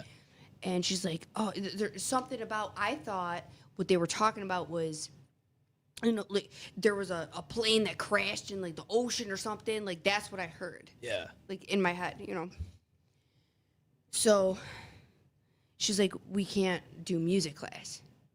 So we all went back to the classroom. Yeah. The main classroom. And he was like, this is what's going on. I mean, to say something like this, or to give this news to like somebody that's in elementary school, like I think about my kids. Right. You know what I mean? Yeah. I'm like, this was like very raw, and where he's like, we cannot put the TV on, nothing, and all of a sudden the telephone was freaking ringing. Yeah. And there was parents coming up and getting their kids, like, I need my kid, you know what I mean? Yeah. It was just wild. That is wild. And I remember going home that night, freaking, I was sitting in, we used to have this, like, I don't know, my mom used to have, like, whatever. But anyways, I was sitting in the big, like, sofa thing. I don't know. And I was watching the Twin Towers, like, collapse. And it was, like, after, but I was watching it with my parents. Still shocking. Yes. Yeah. And I was in 5th grade. Like, I was old enough to, like, my brother was in freaking kindergarten, so he doesn't know. You know what I mean? Yeah, he wouldn't remember it as much. No. So. Sorry. Like, I talk a lot. No, you're good. That's what we do here. We talk. I would hope. I had one guest in particular that I had that didn't talk much. And it was weird because it was just us and the person's wife and mother-in-law sitting in studio, and I was carrying that whole conversation. It was weird, but we did it. That's very strange. So the World Trade Center coming down, I remember this. Didn't hear anything about it the whole day. So we get in the school bus to go home in the afternoon, and I hear these kids talking about tourists and taking over planes, and I'm like, what the hell's going on with tourists? So obviously they meant terrorists. Right. So get home, and my family had the TV on, and my grandfather had the TV on, and you see the Twin Towers and the planes crashing in them, and at that point you don't really realize what the hell's going on, but you do know that it's bad, and you're like, holy shit, something big's going down in America right now and in the world. And then, like, just that moment there is like the spark of all the bullshit that we have come to experience over the last 20, 25 years. Yep. 24 years, whatever. Doesn't matter. It's still a lot of tragedy that we've experienced, and it's like a domino effect, because if this didn't happen, what would the world look like today? You know what I mean? We wouldn't know. Exactly. And ironically, that was the last day I ever rode a bike, so whatever. I guess Really? Yeah, well, fuck it. And I went outside, went on my bicycle, because, you're happy when you see Twin Towers go down, and then you fall down, and you're like, fuck it, I'm not going to, Twin Towers not up anymore, I'm not going to ride bikes anymore, fuck it. I'm being serious. Like, this is not even a bit. Like, it was my last day riding a bike. I said, fuck it, I'm not going to do it anymore. Wow. I was that upset about Twin Towers. No, I was thinking about something else in my head. Like, it wasn't the same, it wasn't you. So. Oh. No, I do that to people. I mean, you bought that I had gay marriage with Adam, so it's okay. Some people take me seriously. No. Some people take me seriously. No, I did not. Oh, okay. Mm-hmm. You heard it here first. You heard it here first. No, I did not think that. No, there's times where I like get serious about shit, and this happens with my wife all the time. I'm a smart ass. I'm sorry. I love sarcasm. It's my shit. My fiance is too. And so I'll say something, and I think she's learning more. I think I got her a little bit trained on this. Now she picks up on this shit more, but before she would take it seriously, like literally. No, I know that's how Derek takes it too. Like, it's great. It's fun. I love it. It's fun when you've captivated somebody's, like, they believe it. They're like, oh my God, you know what I mean? Like, no, it's like, I'm just fucking with you. Right. I love it. That's the personalities. Yeah. Be facetious. You have to be in this world. Yes. Towers are coming down. As long I think you know what facetious freaking means. Oh yeah. Thank you. Yeah. I would hope. I mean, does not everybody know what facetious means? No. I didn't know until I met Chris. Really? To be completely honest. I mean, my grandfather used a lot of vernacular in his day. Vernacular. Thank you. That's the other one that Chris taught me. Yep. And so vernacular is fucking horrific. Again, I learned a lot more outside of school than I did inside of school. I wouldn't say I'm not like a rocket scientist, but I'm not dumb either. I can play dumb pretty good. You don't have to be a rocket scientist. I would hope you not. Know what I mean? Because if you are and you're not doing rocket science, well, then what the fuck are you doing with your life? Exactly. Probably working at McDonald's, earning whatever it is now, minimum wage, and probably hating your life. That's probably what happened. Because unfortunately, college nowadays is almost like a scam, like health insurance. Shout out to my boy Luigi. Can you think about that for a moment, Haley? Think about this. Say there's an afterlife, and you are a CEO of this fucking huge insurance company. You don't even see it coming, but they let you know what happened. They're like, hey, you are here now. You are here, and you are going to stay here for eternity, and we're going to tell you why. And he's going to say, why am I dead? What happened? I was thinking about money. I was thinking about business. No thoughts in there were I thinking about my wife and kids. I just liked money. And they said, Mr. Thompson, Mr. Brian Thompson, you died from the hands of a guy named after a video game, Luigi's Mansion. And he said, you've got to be fucking kidding me right now. Are you serious? And they said, yep. They said, yep, you turned down so many claims that God got sick and tired of your shit that he said, you know what? I'm going to make this guy die in the most ridiculous, embarrassing way ever. And he's going to die by a guy named Luigi's Mansion. And they fucking pulled the lever, the fucking floor dropped down, and he went straight down to Satan's pit. And that's what happened. And that's how it worked. That's how it happened. How you doing? Yeah, how your sister doing? How you doing? Hi, sister. How's Luigi's doing? Luigi. You know, that's funny though, because they didn't catch Mario and he's out there. Right. So you better fucking have your eyes and ears open and you better have your head on a swivel because Mario is out there. It's me, Mario. It's me, I'm Mario. Here we go. Here we go. And then you hear the gunshots. Well, actually, you probably don't even hear gunshots. You might hear a split second of it, and that's I don't know. You won't hear them. Again, that's the mystery we don't know is what happens when you die. Do you know? Are you aware? But then again, if you get shot in the brain. That's where my brain has been like for the last 4 years. Unfortunately, I have to agree with that. Like, I don't know because I've like found somebody dead. You know what I mean? And that there alone will make you wonder. Oh no, like it will drive you crazy. Yeah. It will literally drive you crazy. Nuts. Yeah. Like it's that's a real thing. Yeah. Yeah. And I don't know.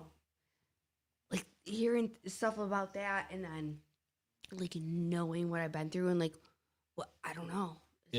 It's eerie. It's very eerie. Yeah. No, it is. Because it's never gonna go away. No, especially if you have an experience like that, it's not gonna go away. But you know, I don't know. I'm a morbid curiosity kind of person. Mm-hmm. Oh no, you're fine. Just ask whatever the hell you want. I don't know. I look at it this way. Twin Towers again. Mm-hmm. In 2016, I get fixated on certain things and I'll research the fuck out of them. So May of 2016, I was working security and like when I had the time, I was able to research shit and I'd go on my phone, look all these videos up of like 9/11, and I would try to put myself in the people's shoes that are in the towers. Me too. Specifically the ones that were jumping off the top of the tower above the crash site. Yep. And so I hate heights, and I don't think that's a very secretive thing. I don't like them. Me neither. I can't do heights.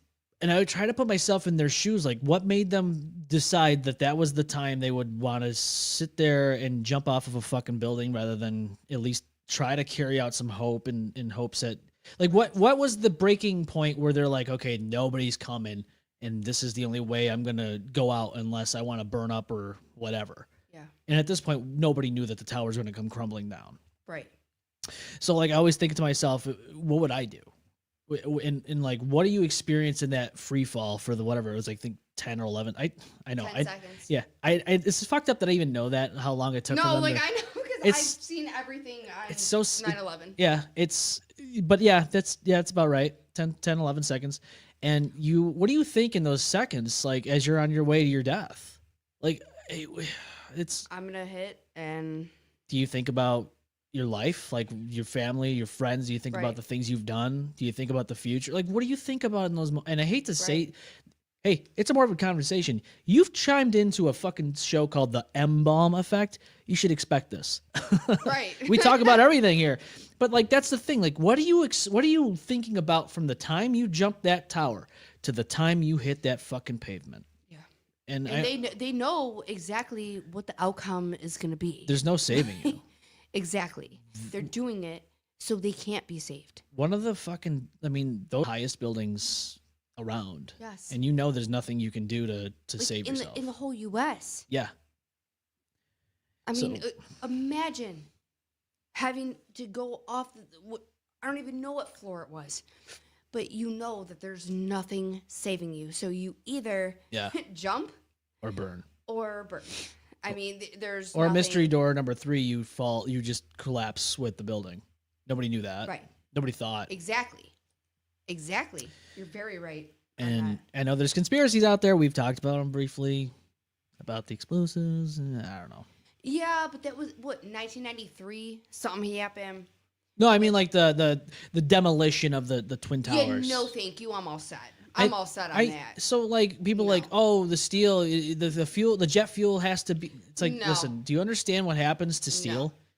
Steel weakens with that amount of heat. It doesn't matter. There was fucking jet fuel. That's what I'm saying. That like was coming through. And that's fucking hot. And of course, when a structure's weakened, what do you think's going to happen? It's just like anything else. It's going to give out. Right. Like if you watch the videos, because I've watched a ton of them. If you watch the roof of the tower, it doesn't just come down like this. Nope. It's like this, then it collapses. Thank you. And I always look at that and I'm like, okay, here's the conspiracy theory I would have. Did America know about this attack? Probably yes. Probably. They did some funny business behind the scenes. Did they purposely have a guy go in there with explosives? I don't think so. Personally, that's just my opinion. No, I don't believe so. And so, I don't really believe that. Now, yes, is there some funny business that happened with certain buildings that were around the surrounding areas, like Building 7 and all that shit? I don't know. I don't really know much about that to know. I really didn't focus on that. I really focused more on the actual attack in the Twin Towers themselves and all that good stuff. Hi, Osama. You're out there in the ocean somewhere. I don't know. I remember when they got him. WWE, John Cena announced it on Raw.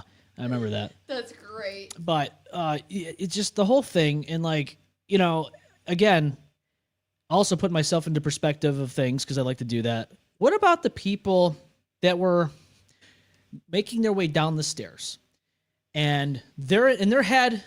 And they were trying to. In their head, they're like, I'm going to make it out. I'm going to get out of here. Everything's going to be fine. But say they're on like floor 5 or 4 and it's going to take them a little bit longer. And now you're hearing pancaking of each floor coming down your way and you have no fucking idea what's happening. My God. You probably don't even know that the building is coming down at this point. Right. You just hear all this loud noise coming at you. They're gone. And in like your mind, you're like, I'm going to get out of here. Like, that's another thing I put myself into. Like, what do you think when you hear all that noise? Like, you have to know something's wrong. Well, yeah. You have to know something huge is coming. And it's not good. Like, that's the reality of the life that we live in. And, there were so many people that day that were like, like workers. Yeah. It, just from the stories I've heard. But there were so many workers that were like, "Oh yeah, well no, I'll be able to back up and get my cell phone. I'm gonna go to use the bathroom real quick and blah blah, whatever." And then they're starting to go down the stairs. Like people are like, "No, like you need to go." Yeah, like get out of here. Like I'm all set. Yeah. And forget that stuff. Yeah, and they're like, "No, it's fine. Like we're good." Like it was just I don't even know what they called it, but I'm like, dude, no, like, it wasn't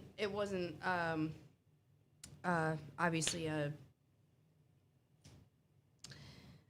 small matter, if you will. No, it was huge. You know.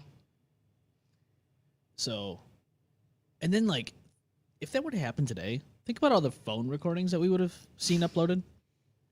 Oh my God. Like people, Instagram, live, TikTok, whatever. Hey, we're in the building, like this. Could you imagine, like, if it happened today? Right. Like. Well, we didn't have that. No. And probably, thankfully. Pagers. We had pagers. Yeah, we did. Did you ever hear that phone call of the guy who was on the top of, I think it was Tower 1? Brian. I think his name was Brian. Sounds familiar. And he was screaming. He's like, "Please help me, yeah. help me." And the operator's like, "Oh, they're coming to get you. They're coming. They're coming." And then all of a sudden he was above the crash site too. Like it was nothing they could do. Yeah, but it was. And then you hear him say, "Oh God," and then it cuts out. Yep. It's over because that's when the collapse happened. Yeah. And you're like, "Fuck." It's disgusting. It's disgusting. Yeah, and I know that sounds like, I know it's depressing and it's morbid and but it's reality, and I think it's important to talk about that because I think I've said this before on here. I go, we used to say never forget. Yes. But look how we are now in society in this country. We're so fucking divided and we're polarized. Back then, it wasn't like that. Sure, you had the two-party system and all that shit and all that stuff, but it was never like this. And the day after that, it was like the United States was the most united we've ever been, probably in history. Yep. So, I mean, aside from it being started in its inception and all that, but the fact of the matter is, I think we've forgotten all the details. Yes. And then the detail, the devil's always in the details, and we always forget to put ourselves into perspective of these things, like the people in that building, those buildings. If they could see what happened today, like if they were to come back and see what's happening in this country today after that horrific tragedy, I think they'd be fucking shocked. They'd be appalled because they lost their lives. And at that point in time, it's like the country wasn't like that, but just, I don't know. I always think deeply about this shit. I've always thought about deep stuff like that. And I do too. I don't really talk about it with people, but like I think it's important to really put yourself into perspective of people, regardless of if it's like morbid or not. Even people that have survived it. Think about survivor's guilt. Think about the things that they have to live with. I have survivor's guilt. It's a real thing. You hear it all the time. It's a real thing. Yeah. For sure. I mean, you can tell everyone firsthand about it, and it's it's real. Yeah. And if anyone wants to sit there and think it's not, well, sorry to tell you. You've never been through it. Exactly. Thank God you've never fucking been through it. You don't want to. No. I know I don't want to. No. And it's disgusting. It takes a toll on you. Yes. I can imagine. It literally will take your whole life.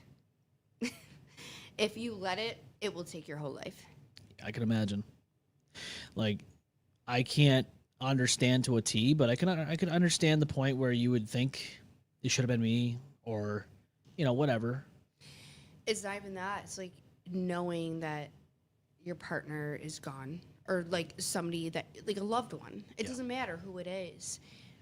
And you have to go on, just keep living. Yeah. Life. And just like nothing has ever happened. Yeah. You know what I mean? Like that's not how it goes. Like there is a lot of like trauma and stuff that goes along with that. That like cool, like, oh, everybody thinks my life is perfect. Everybody thinks my life is perfect. I'm the farthest from freaking perfect. I think we all are. Like, it's ridiculous. Yeah. But it's like, dude, no, like, you know what I mean? Yeah. People have false perspectives on other people's like. Thank you. Social media, for instance, right? They look at social media, they look at someone's account, and this person can have like all these fun videos, they can have all these fun pictures. Oh, look, I'm going here, I'm going there. But little do they know, the person is dying on the inside. Yep. They are suffering from a horrible depression that they were in Thank you. for many years. And every day is a struggle. Every day is a fight to survive and to continue. Yes. And especially when you have kids, it's a little bit different because obviously you have more. Very different. Because you have to think, you have to put that into perspective and say, listen, without me, your kids are the first. Yes. People, or, the first thing that you should be worrying about. 100%. You can't worry about yourself when there's kids involved. Like that's your first thing that you're supposed to do. Yeah. And that's what makes it so hard. It's very difficult, and like you can sit there and think about how life is. Depressing. You're depressed. And look, you have to overcome those obstacles of like, the world would be better without me. The kids would be better with but that's not true rationally and logically. But of course, our brains and our minds are our worst own, our own worst enemy. We have to combat that. And it's, unfortunately, it's like I think it's ubiquitous amongst everybody on this earth. We all experience, in one way, shape, or form, a form of depression or these thoughts. And some people might not experience it as maybe intensely as somebody else. Yes. But they and it's like, these people that sit there and say, well, why don't you just cheer up? Why don't you just cheer up and just stop being sad? Yeah, it's you want to give me the cheer up freaking medication? Because what the freak? Yeah, it's like what? It's not even about being sad at that point. Depression isn't just about being sad. No, it's not. And I wish people would understand this more, but it's not. There's more to it than that. And there a hug. My fiance, sometimes he'll be talking to me. Yeah. And he's like, we're talking, whatever, and I just go up and hug him. Yeah. And he just stops talking. Sometimes Because he knows that's what I need. Exactly. You know what I Exactly. mean? Yeah. Like it's stuff like that. Mm-hmm. It's important. Yes, it is. It's very important. He knows my mental health and everything like that. But just for him to do that, it's just so heartwarming. Yeah. And I feel home. And he's, with him. Yeah. And that's the thing, like, I go through this too.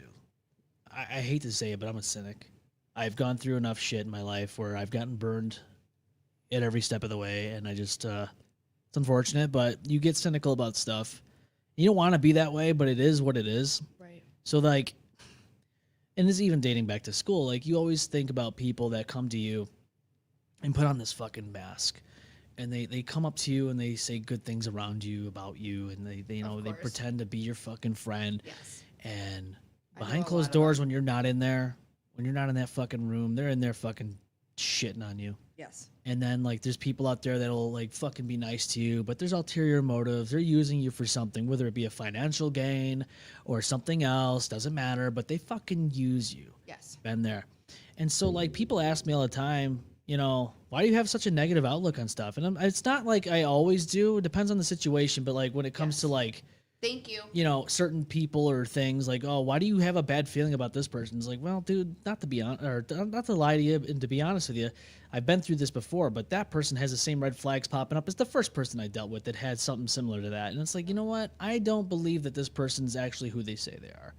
Some people are narcissists. Some people like to put up a front. There's some people that put on this charade and they post every day on Facebook or Instagram that they are such good people and they need to put a pat on their back to make themselves feel good.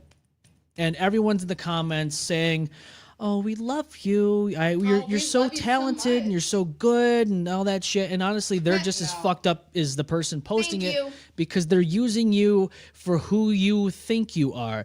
They're using you because they have this anticipation that you're going to make it somewhere in the world. And then they can sit there and claim that they knew you before that and that you're their friend and that you're going to just remember them as time goes on. Of course. But the reality is, the fact is, and I know it's going to be a hard truth for some of you to see and hear out there, but here's the Get ready. Here's the truth. The person you're talking about and uplifting and all that, they're never going to remember you. As they move on across life, ruining other people's lives probably to get to a top spot in the world, you're going to be the last thing they think about because you're going to be nobody to them. They're not even going to remember your fucking name, let alone your face. So when you sit there and you make the comments that you do propping this person up who has no fucking idea that you even fucking exist in this world, let alone read your name on social media posts, remember this. The day that you are fucking sitting there trying to call them, text them, email them, whatever, and they never answer you, remember what I'm saying to you right now. The person you're propping up, the person you say and claim that you love and loves you back, let me say this to you. They never once cared about you. They only cared about your comments to bring themselves some self-realization that, oh, I'm so great. But the problem is you buy into this bullshit. And I'm not scared to fucking say it because I've seen it for so goddamn long with multiple people that I am not a stranger to this fucking goddamn personality trait. I've been there, I've seen it, and I refuse to work with those people. I refuse to associate with those people, and I refuse to befriend these people. And I hope to God you see it too, because as far as I'm concerned, when you prop those people up, you're only putting in more poison into the veins of the world because those people will just be as fucked up as everyone else that has made it to the top, and they've done horrible shit to get there. That's why those people are where they are. And unfortunately, that's the fact of the matter. Look at Haley Welch, for fuck's sake. She made a fucking Hawk Tuah joke. Should have never been funny. And she ripped people off with this coin, and now she's crying tears now because she's so sad that this happened. Well, guess what? I'm sorry to tell you this, but it's your fault that you propped her up to be so fucking great when she had no goddamn talent to begin with. She had no business to be a fucking famous bitch, and she had no business being a podcaster. That's all I got to say about that. I love it. That was my promo for the night, by the way. This ain't Monday Night Raw. I'm sorry, but this is the M-Balm Effect. Yeah. It's sad, but I have to speak the truth. And I'm not going to lie. Like, No, that's I'm been on my glad. mind for so long. I see it, and I'm sure you've seen it. You've been in the industry, Kaylee. You've seen people fucking narcissists that make it to the top. They fuck people over for no fucking reason just because they're just shitty people to begin with. And they get to the top because of that fucking garbage that they pull. And it's like, dude, stop propping these people up. They're not that nice. They're not good people. No, they're not. You're absolutely 110% right. And unfortunately, like, if you talk to people that work with those people, they'll tell you the truth. They'll say, yeah, how they portray themselves, not exactly the truth. I wish I could tell you the complete truth, but that can't happen because contract, whatever. Mm-hmm. But I know exactly what the hell you're talking about. Yeah. Because there's I'm like, oh my God. There's other people that I have toured with in the past. Names not included, obviously. But there are people that I toured with in the past that completely agree with me. Like, hi, like, let's get our money. Like, let's do this. Like, what the f- is going on? Mm-hmm. What the freak? Like, this is not fair. Yeah. Like, we're doing all this money. Yeah, we're living our dream, but at the same time, we should be getting paid. Agreed. You know what I mean? Yeah, agreed. Yeah. It's like, what the freak? And we tried to do something about it, and then, like, nothing happened, so whatever. We just kind of, like, left it as what it was. Yeah. So, yeah. I know, and it's, like, it's hard. Sometimes it's better to just kind of, like, move on from it. Yes. And you learn a lesson, you move on from it. Yep. You say your piece, and then you just make sure you don't really associate with that ever again. Yeah. Because sometimes it's better to just, I don't like it, but sometimes it's better to walk away than to make a huge thing out of it. Sometimes it's hard to walk It away. is. No, it really is. And I've learned over my 34 years of being on this earth that sometimes you have to. Yeah. And it's a hard thing for me because I've always wanted to just stand up and just make a big deal about something, especially if it's like right or wrong. Yeah. But then like depending on the situation, sometimes you just have to walk away from something because you know it's not worth it in the end to put in that time, effort, and energy because it could end up in a worse situation than before, you know? Right. So I don't know. It's just there's a lot of things that have happened in the last 6 years of doing this podcast, and I've seen it firsthand myself. So I understand when people tell me things now, and it's like, it's not that I didn't see it before. It's just I never experienced it as intensely as them, but now I have. And so, you know, it's like you always hear people say things like, "Oh, never start a business with like your friend or something because that's going to be the end of your friendship." Yeah. You know, especially if you get money involved. But I'm going to be here to tell you that you don't even have to get money involved for that to happen because it will go to shit regardless. It will. Yep. Regardless of money being involved or not. There doesn't have to be any money fucking in anything. No. So. It's the same thing as when you have somebody say, don't live with somebody that you're friends with because it's going to ruin your friendship as well. You're going to hate their habits. They're going to hate yours. They're going to hate the fact that you wake up in the middle of the night and get milk out of the fucking fridge and drink it out of the carton. Like things like that. And, Right. and it's going to tarnish friendships and it's going to happen. But, you know, the reality is just like we've all have experiences. So like as a kid, you're like, you're fucking old. You don't know what the hell you're talking about. I'll figure it out. And then when you get older, you're like, okay, now I'm the old guy trying to give suggestions in life. You know what I mean? Yep. And now you're like, oh shit, now I understand. So It's insane. it is insane. Like, I don't know, but we keep trucking on Yeah. regardless. And I know you've gone through so much shit, and I get it. And I commend you for what the fuck you've done, though. I mean, you're a fucking great mom. Your kids are, you know, growing up, and just it's crazy to like see the things that you have on your Facebook. Because like now being a parent, like you see that, and you're just like, when we were on the phone the other day, and I heard your son on the phone, and it made me think of Harrison, and I'm like, fuck, man. Yeah. You know. That was Revy. And it's amazing because, like, you know, it unlocked stuff that I didn't really have before. You know, like, yeah, I like kids before. You know, they're fun. I have nieces. But it's different when you have your own. Yes. Like, when you finally have your own, and you're like, whoa. Yeah, it's. Like, that's why when. Uh-oh. Jesus. Did it come? It's okay. It came off. Oh, yeah, you can just hook it back up. It plugs right in. That's why we do it live. I know, but wait, where? Uh-oh. So, this is a different headset. Let me see the plug. It's the smaller port. It's right on the bottom Oh. of that one. The one on the left-hand side. Nope, not the other one. Yep, it's a smaller port, yeah. There's like a auxiliary input. And you should be back in business once that's in there. You're not the first one to do something like that. It's okay. Oh my God, am I stupid? No. I really don't know what the hell I'm doing. No, you're good. I'll fix it. I'm sorry. Be sorry. Oh, I freaking ruined it. Sorry, guys. Broke everything. Sorry. There you go. It's all hooked up. Thanks. Of course. That's why we do it live. Everything happens. I know. What the freak? Look, I know people are all like, "Oh, you know, I gotta record my stuff because it needs to be perfect, and I need to edit out every." It's like, No, see, that's the thing. Like, no, I don't do with that. podcasts, Yeah. I never knew. Like, for some reason, I always thought that it wasn't like podcasts weren't live. Yeah. Some of them are, and some of them aren't. Like Joe Rogan, he records obviously, but he leaves a lot of stuff in. I love Joe Rogan. Yeah, he's great. I just his show, like you learn a lot about a lot of shit. Not like everyone's like, oh, it's, you know, he's talking about fights all the time and vaccines. It's like, no, that's not how it works. Right. He's got other people on there that he talks like, you know, scientists or you know, comedians. I love the comedian ones. I love that. I'm huge on that stuff. So when he has a comic come in, I'm like, oh yeah, this is gonna be great. Fantastic. Yeah, and so I love doing the show live. It adds another element. Like I don't care about we're not perfect people.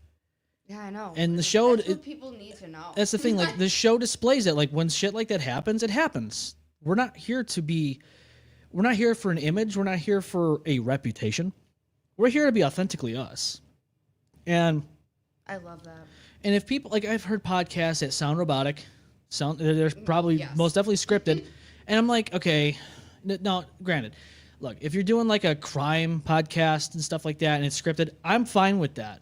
Different. Yes. When you're having a conversation like this, a long format conversation, and you could tell it's like there's something going on there where it doesn't seem legitimately or organic. Yes. Then you're like, okay, something's off there.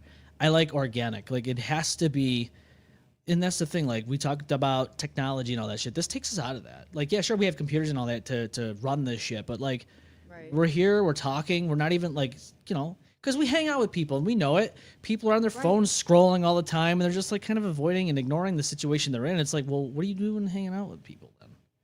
But this brings you outside of that. This is like a straight up, this is how human connection should happen. Yep. And we're forgetting that, unfortunately. Yeah. Very unfortunately. Like, people are just too busy on, you know, reels or something like that, or they're on OnlyFans or some shit crazy. No. Like, I don't know. OnlyFans. Oh my god. Yeah, I don't know. Oh my god. I told my wife, I go, even if I was single, I would never pay for a subscription like that. Like, what's the point?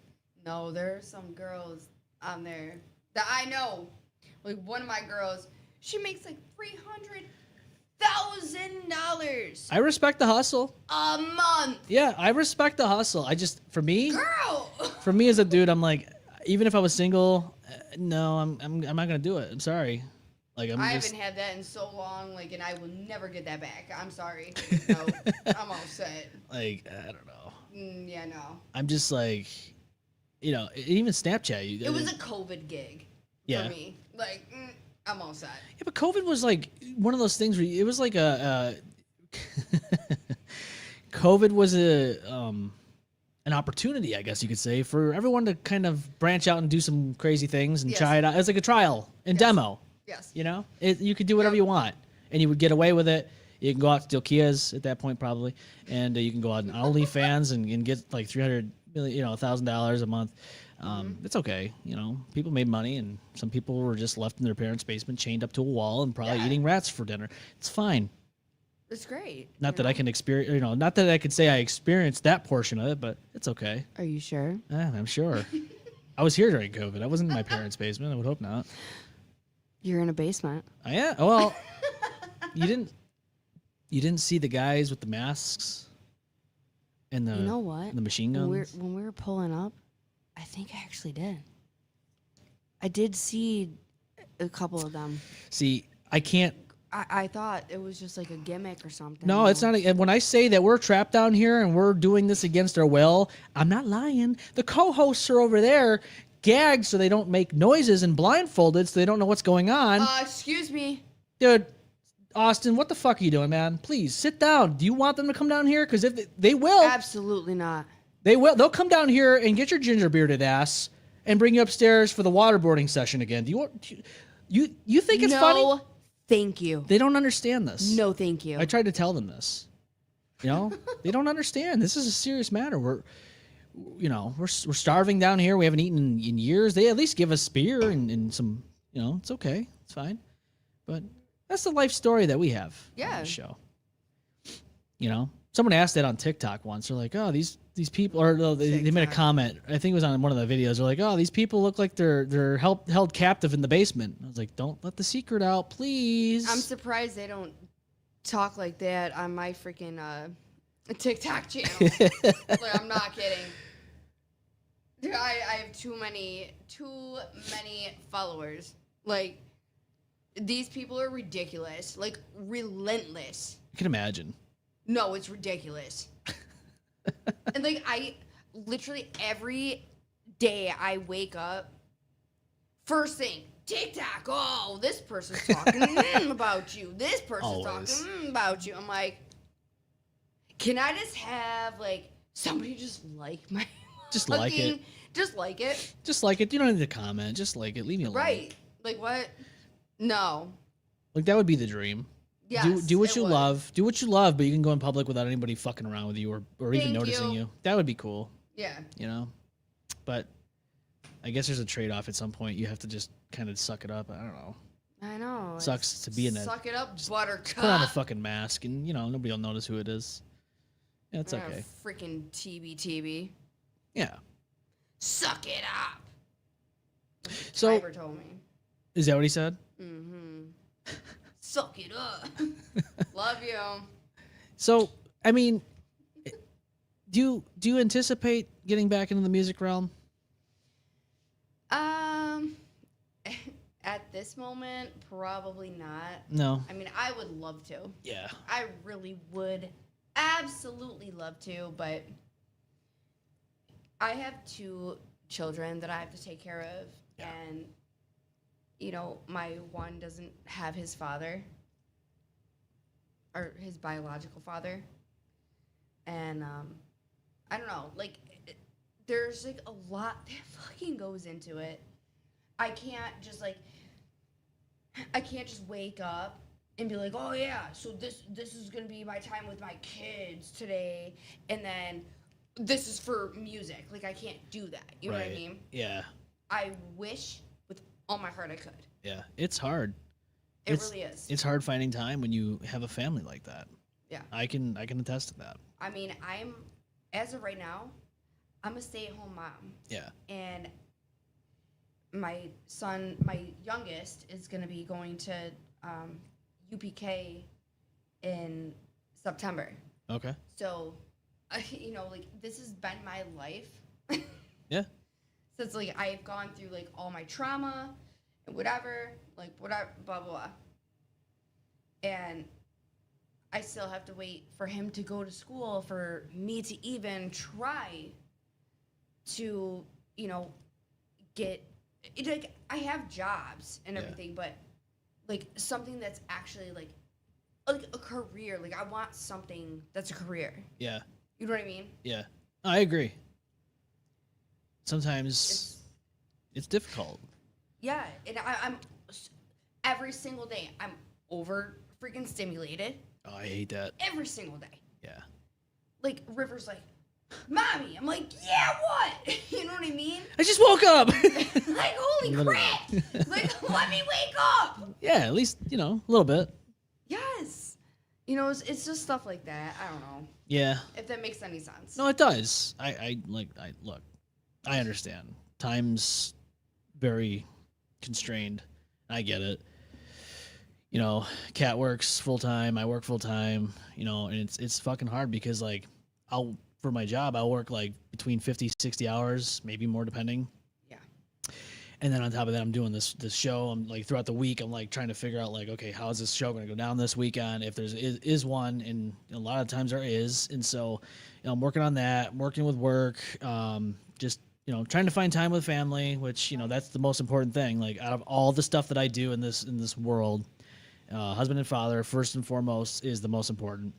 Yes. And so, when I spend time on these shows, it takes time out of my day and my life.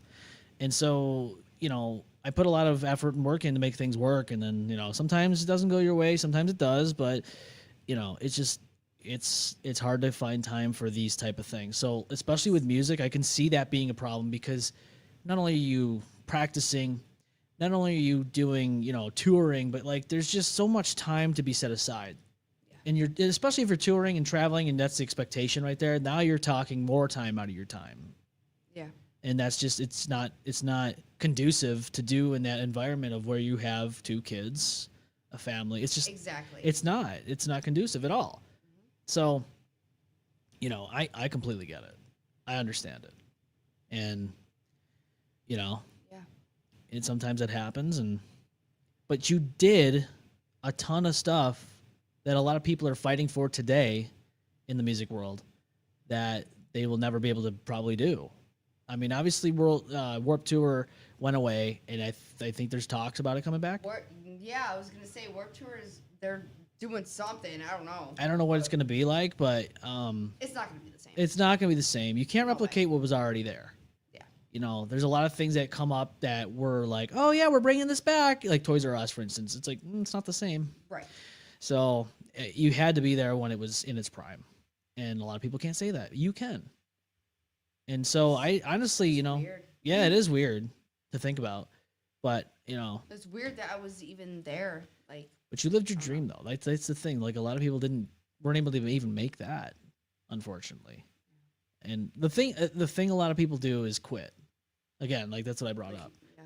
And like, it's like, there's times where I've thought about, in the 6 years I've done this show, there's times where I've thought about wrapping this shit up, selling all my gear, because it costs lots of money to have this gear. It's fucking, I can imagine. It's disgusting how much money I've put into this fucking project. But I don't care. I like doing it. I enjoy doing it. But there's times where I've also been in that slump where I'm like, dude, I don't know if I want to do this anymore. You know, and there's certain things that have happened over the 6 years that I've done this, and I'm just like, I don't know if it's worth it anymore. But here I am, still going. Right. Which I'm glad I am. I'm glad you are too. Yeah, I'm fucking happy. Amazing. I'm happy that we're able to do this. You know. Yes. It's just, you know, but that's the thing. Like, a lot of people reach that point and then they do it. They quit, and then they don't do it again. Right. So they don't get to live. They don't have experiences like that, like you had. Yep. You know, I met a lot of people along the way doing this show. It's like crazy. I met people from different states. Like when I flew down to Kansas City, Missouri, a few years back for like 3 weeks for like a job thing, and I talked to this guy that would live down in Kansas City, in that area, and I got to meet him in person. And we did a live show at a fucking bar on the roof, and I'm thinking to myself, if I never did this, that would have never happened. Right. I would have flown there, been miserable, came back, and never had cool experiences like that. Yep. So exactly. I take the little wins for what they are. That's all. That's all you can do. Yeah. And so, yeah, there's a lot of stuff that happens behind the scenes that make this shit run. Just like you see people performing on stage, you know, at Warped Tour. They don't understand, like, what it takes to get there, to unload all the gear and the equipment. It's a lot. Yeah, to live your life on the road, away from your home, your family. It's people don't take that into, like, perspective. I have my songs for, you know, when we would just all be silent in the van. Yeah. We'd all be silent in the van, and we'd just be listening in our own ear pods, whatever, our stuff. Yeah. Like, it made us miss home. Oh yeah. You know, I can or imagine. it made, you know, it. I don't know never mind. I can't say his name, but yeah, it was something that made me feel bad. Like, I would just put my earbuds in, and I would listen to what made me either, you know, try to fall asleep. Yeah. Or think about my family, you know? Stuff like that. Yeah. Those little moments. Yes. And you cherish them, actually, because, like, you know, that's your comfort. And we were all the way, you know, across the United States. Yeah. So it's stuff like that, you know, get you through those moments. Yeah. Like, granted, sure, you're there for a reason, and it's a good reason. yes, very good reason. But you're also away from everyone, and I know how it is. Homesickness is real. It sucks. Yes, it severely is. I never knew homesickness until I toured. Same. Well, not with the tour, but being, like, traveling alone. Yeah. And then seeing, like, Same thing. people on Facebook or whatever posting about stuff that's happening here locally, and you're like, oh, fuck. Yep. Like, oh, there's a show at Montage. And you're like, fuck, I missed that. Yep. You're like, I'm not anywhere near that place. It's so weird. Yeah. So I I know get exactly it. what you mean. You're like, man, I miss a garbage plate right now. Oh my fucking god. Yeah. That's the shit. Like, Yeah. Rochester's known about that fucking Kia Boy shit. But no, we have garbage plates. Like, what the freak? Listen, I made a joke about Rochester and the people here being garbage, including myself, before Tony Hinchcliffe even made a garbage joke, okay? I'm glad that nobody gave me any flack for it. I got flack for other things, okay? But they didn't get mad at that one. Rochester's full of garbage. I'm one of them. Hello, how are you? How's your How you sister? doing? How your sister doing? How you sister? She's doing fine. She's down in Florida right now. One of them is, anyways. One of them's home, probably with the kids and the husband. So, yeah, doing fine. Good. Yes. Wow, we are 3 hours and 36 minutes into this whole Holy thing. fuck. I'm sure Shit. I mean, that's okay. I'm sorry, Grandma. We swear. It's okay. It's okay. We say a little bad word once in a while. It's all right. We do fine. I know. It's okay. We'll survive. Maybe. I don't know. My back keeps cracking. That's the one thing about the studio I want to change is this bench. Like, yeah, the bench is nice. No, it's not even the bench. It's just my back. Oh. Oh, yeah. My neck, my back. That song. Put in my crack. See, I can make those jokes because I know you'll be all right with it. You know what I'm saying? So, other people might not be like, oh, what are you doing? It's like, no, well, we've known each other for over 23 years, so it's okay. It's fine. Do my neck. Yeah. My back. My put and my crack. At least sorry, Grandma. At least when they made that music, it was at least some talent and work instead of what is it, wet ass, you know. Did you watch the Grammys? So here's the thing, Haley. I'm not a big Grammy person. I like Grammy as in like grandma, but not not Grammys.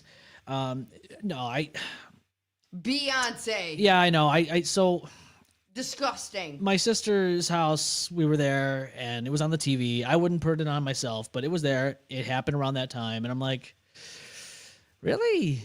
That's who you went with? That's kind of weird. Because I'm gonna be honest with you, that sounds a little fishy to me. Yes. With all she paid for it. Well, it's just like when you hear all this shit with like Diddy and all that stuff. Yeah. It's like, can we just fucking move on from these people, please? Like, please. goodbye. See you later. Yeah, I mean, why are you in our country freaking genre now? Like, no, thank you. Like, I'm just outside. It's I'm like outside. It's Beyonce. Right. I mean, like, it would be like Metallica doing a rap song and then winning the fucking Grammys for that. Thank you. Could you imagine?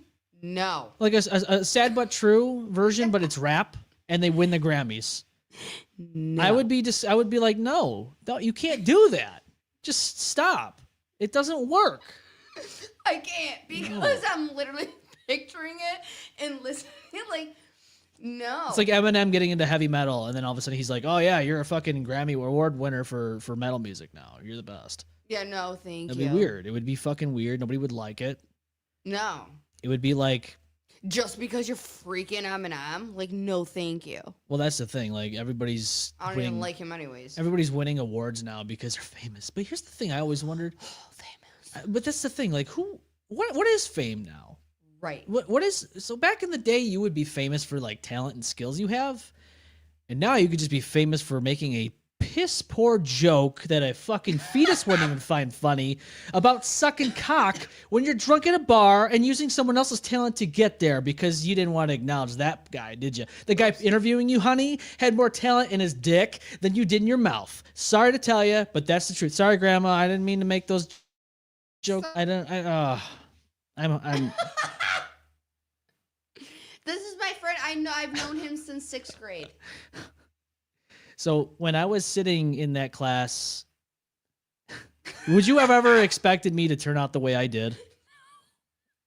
I always wondered that. Like, what did the kids back then when I went to school? What did they think I was gonna turn into? You know, Brittany Salvato freaking remember Brittany. Never mind. I like how you just openly say that. Because I've done that in the show too, like Stacey Palace and all. I mention names. I don't care. I whatever. Well, she was like the most popular girl. I'm so popular. Yeah. Those. And then she didn't talk to me. Well, like Tourette's cheated on me. Oh, yeah. With her or something. Yeah. Like her too. Like Oh, there was like a bunch of them. Jesus, this guy was around the world in one fucking spin. I'm Doesn't? like, dude, you have Tourette's. Like, what the freak? Like, how are you landing all this? You know what I mean? So, make long story short, freaking yeah, she was like, whatever. Oh my god, I don't even remember what I was gonna say now.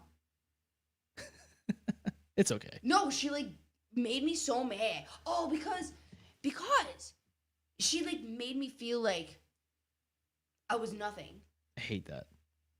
And then all of a sudden her best friend died. Oh. And then she like comes up to me. Like, this is when Chris was still alive. Yeah. And I was showing Chris all this. I'm like, what the freak? Because I'm a medium. Yeah. And she's like, can you please like do all this stuff? And I'm like, Sure. It's like, did you not remember how you treated me back Right. then? Like that they She forget. treated me like shit. Yeah. It's crazy. And like, sorry, Britt, if you're watching, like, sorry, but you did treat me like shit in high school, so. I always wondered if people are from school are ever going to see these things. Oh, they will. There's over 200 fucking episodes on YouTube. I'm sure there's a lot of things that were said. And specifically Stacy, I'm sure she'll fucking see or hear. And she'll just probably like... Stacy what? Palace. She was a grade below us. Yeah. Blonde? Yeah. Yep. She just came up for people you may know. Stationator. Yes. Yeah. It's great, isn't it? It's wonderful. I love it. Yeah. Is she okay? Well, I mean, she should be fine. I'm sure she's probably still breathing and heart beating and all that stuff. But I just remember the times that I had with the bus, and having to hear her laugh and just... She made fun of you? No, she just asked my ex at the time, my girlfriend at the time, a really weird fucking question that made me feel uncomfortable. That's what sparked I wouldn't say disdain, but just my on this person. She asked my girlfriend at the time, who's now my ex, she goes, Are you bi? And it's like, wait, hold on a second. Why are you asking this? Why do you openly ask this question, first of all? And second of all, like, who goes up to somebody who says that? Like, what business is it to you if somebody sways one way or the other?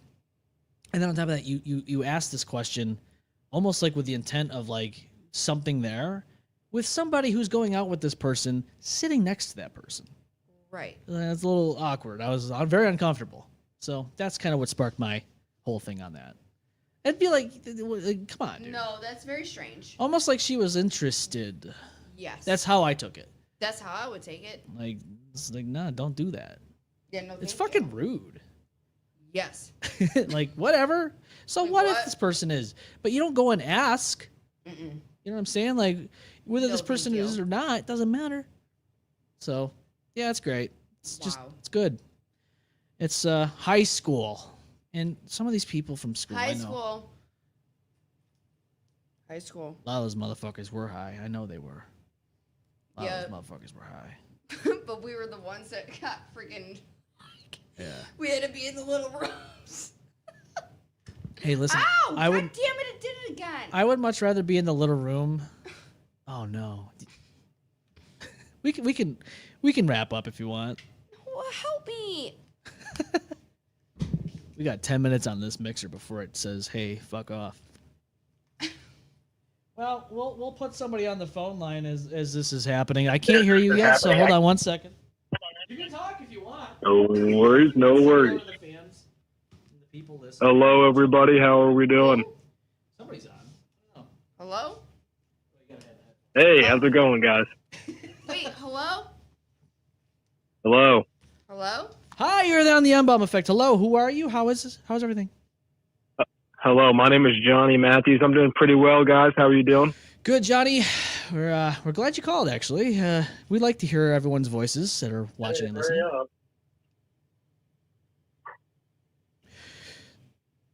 So, how's everything going? Pretty good, pretty good. I just had some questions for you guys. Sure. So I'm thinking about starting my own business, and I'm really interested in making my own company. Specifically yogurt. We like yogurt, especially when Do it's you on our guys shoes. have any? What? I said we like yogurt in the show, especially when it's on our shoes. Yeah, I'm a big yogurt shoe lover. It's good. So, I was just thinking any business, ideas for me to help grow. I'm not really sure.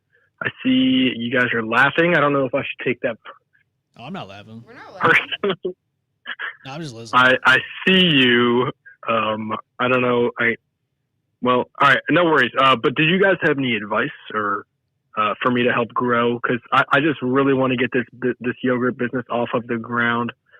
I can't live in my parents' basement anymore. Well, I gotta be honest with you. I would stay away from the children first off, because look what happened to Dan Schneider. All right, John, you don't want to be like Dan. So stay away from kids. Even though he was a successful businessman to a point, But I would definitely have some corporate espionage going on if I were you. Just so that way, like Yoplait and all that stuff, all that good yogurt company brands. And then what's that other one? Chobani. I like Chobani. I would taste test their stuff and get an idea and say, listen, I like this yogurt and I'm going to steal their ingredients. Yeah, listen, I actually had a vision last night. I was thinking, and don't tell anyone this, all right? This might get some people in trouble. This is secret. I was thinking my friend is my buddy who lives down in Oregon, actually lives right next to the Chobani factory. Is his name Barry Strickland? It is not. Oh, I'm sad to hear that. But I was thinking I could get him to break in and steal the secret recipe to the Chobani yogurt, and I could use that and profit off of it as my own.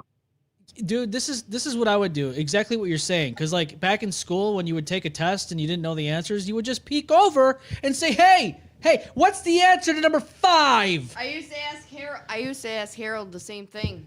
We went to school together. Look, Haley's doing just fine doing exactly that. Work off the back of the others, okay? Make sure you do just fine, but you got to have no conscience, okay? You got to just be fine with the way things are.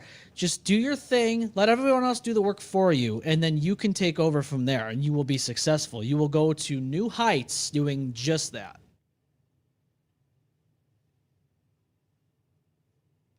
Well, he's gone.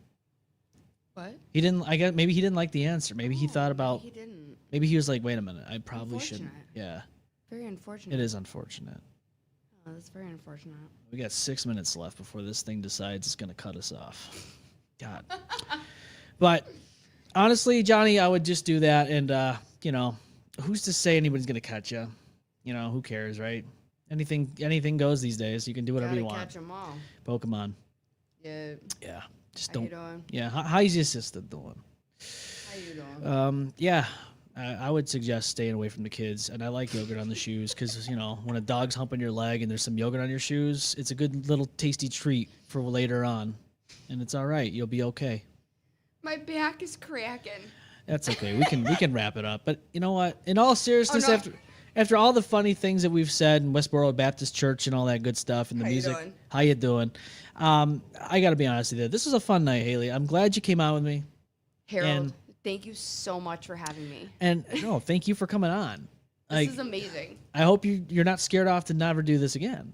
No, we are absolutely going to do this again. Good. That's what I like to hear. Thank you. I like this. Yes. So I know I didn't turn out how you expected me to be in school, and it's okay. I feel good about myself anyways. So Harold, relax. I'm a fucking menace to society, and I will proudly say that. Me too. And hey, we fucking go hand in hand. That's why the chemistry's here with this episode, and I like it. I love it. And when Billy's back in studio and you're on next time, he can ask you all the questions. Happy birthday to my boy Billy.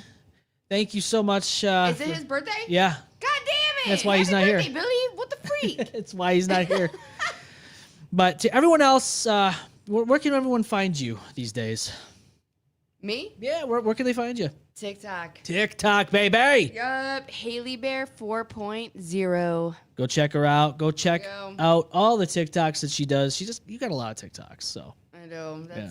That's my following right there. Just don't leave TikTok nasty comments. She gets.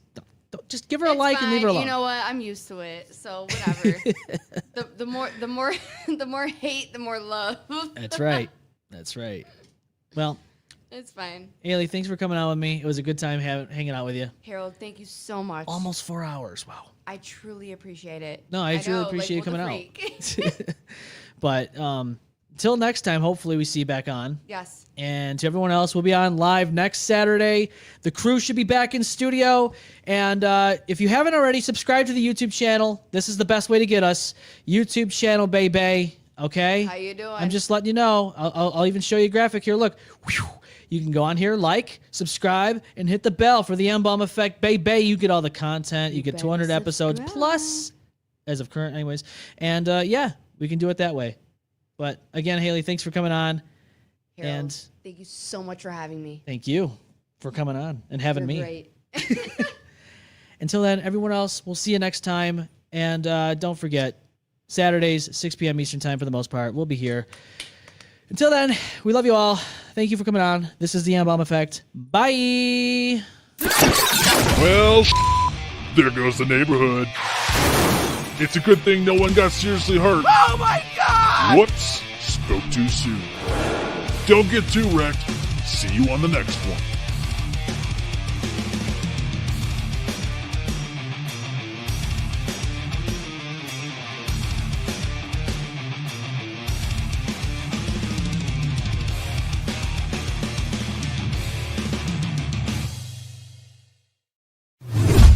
The M-Balm Effect.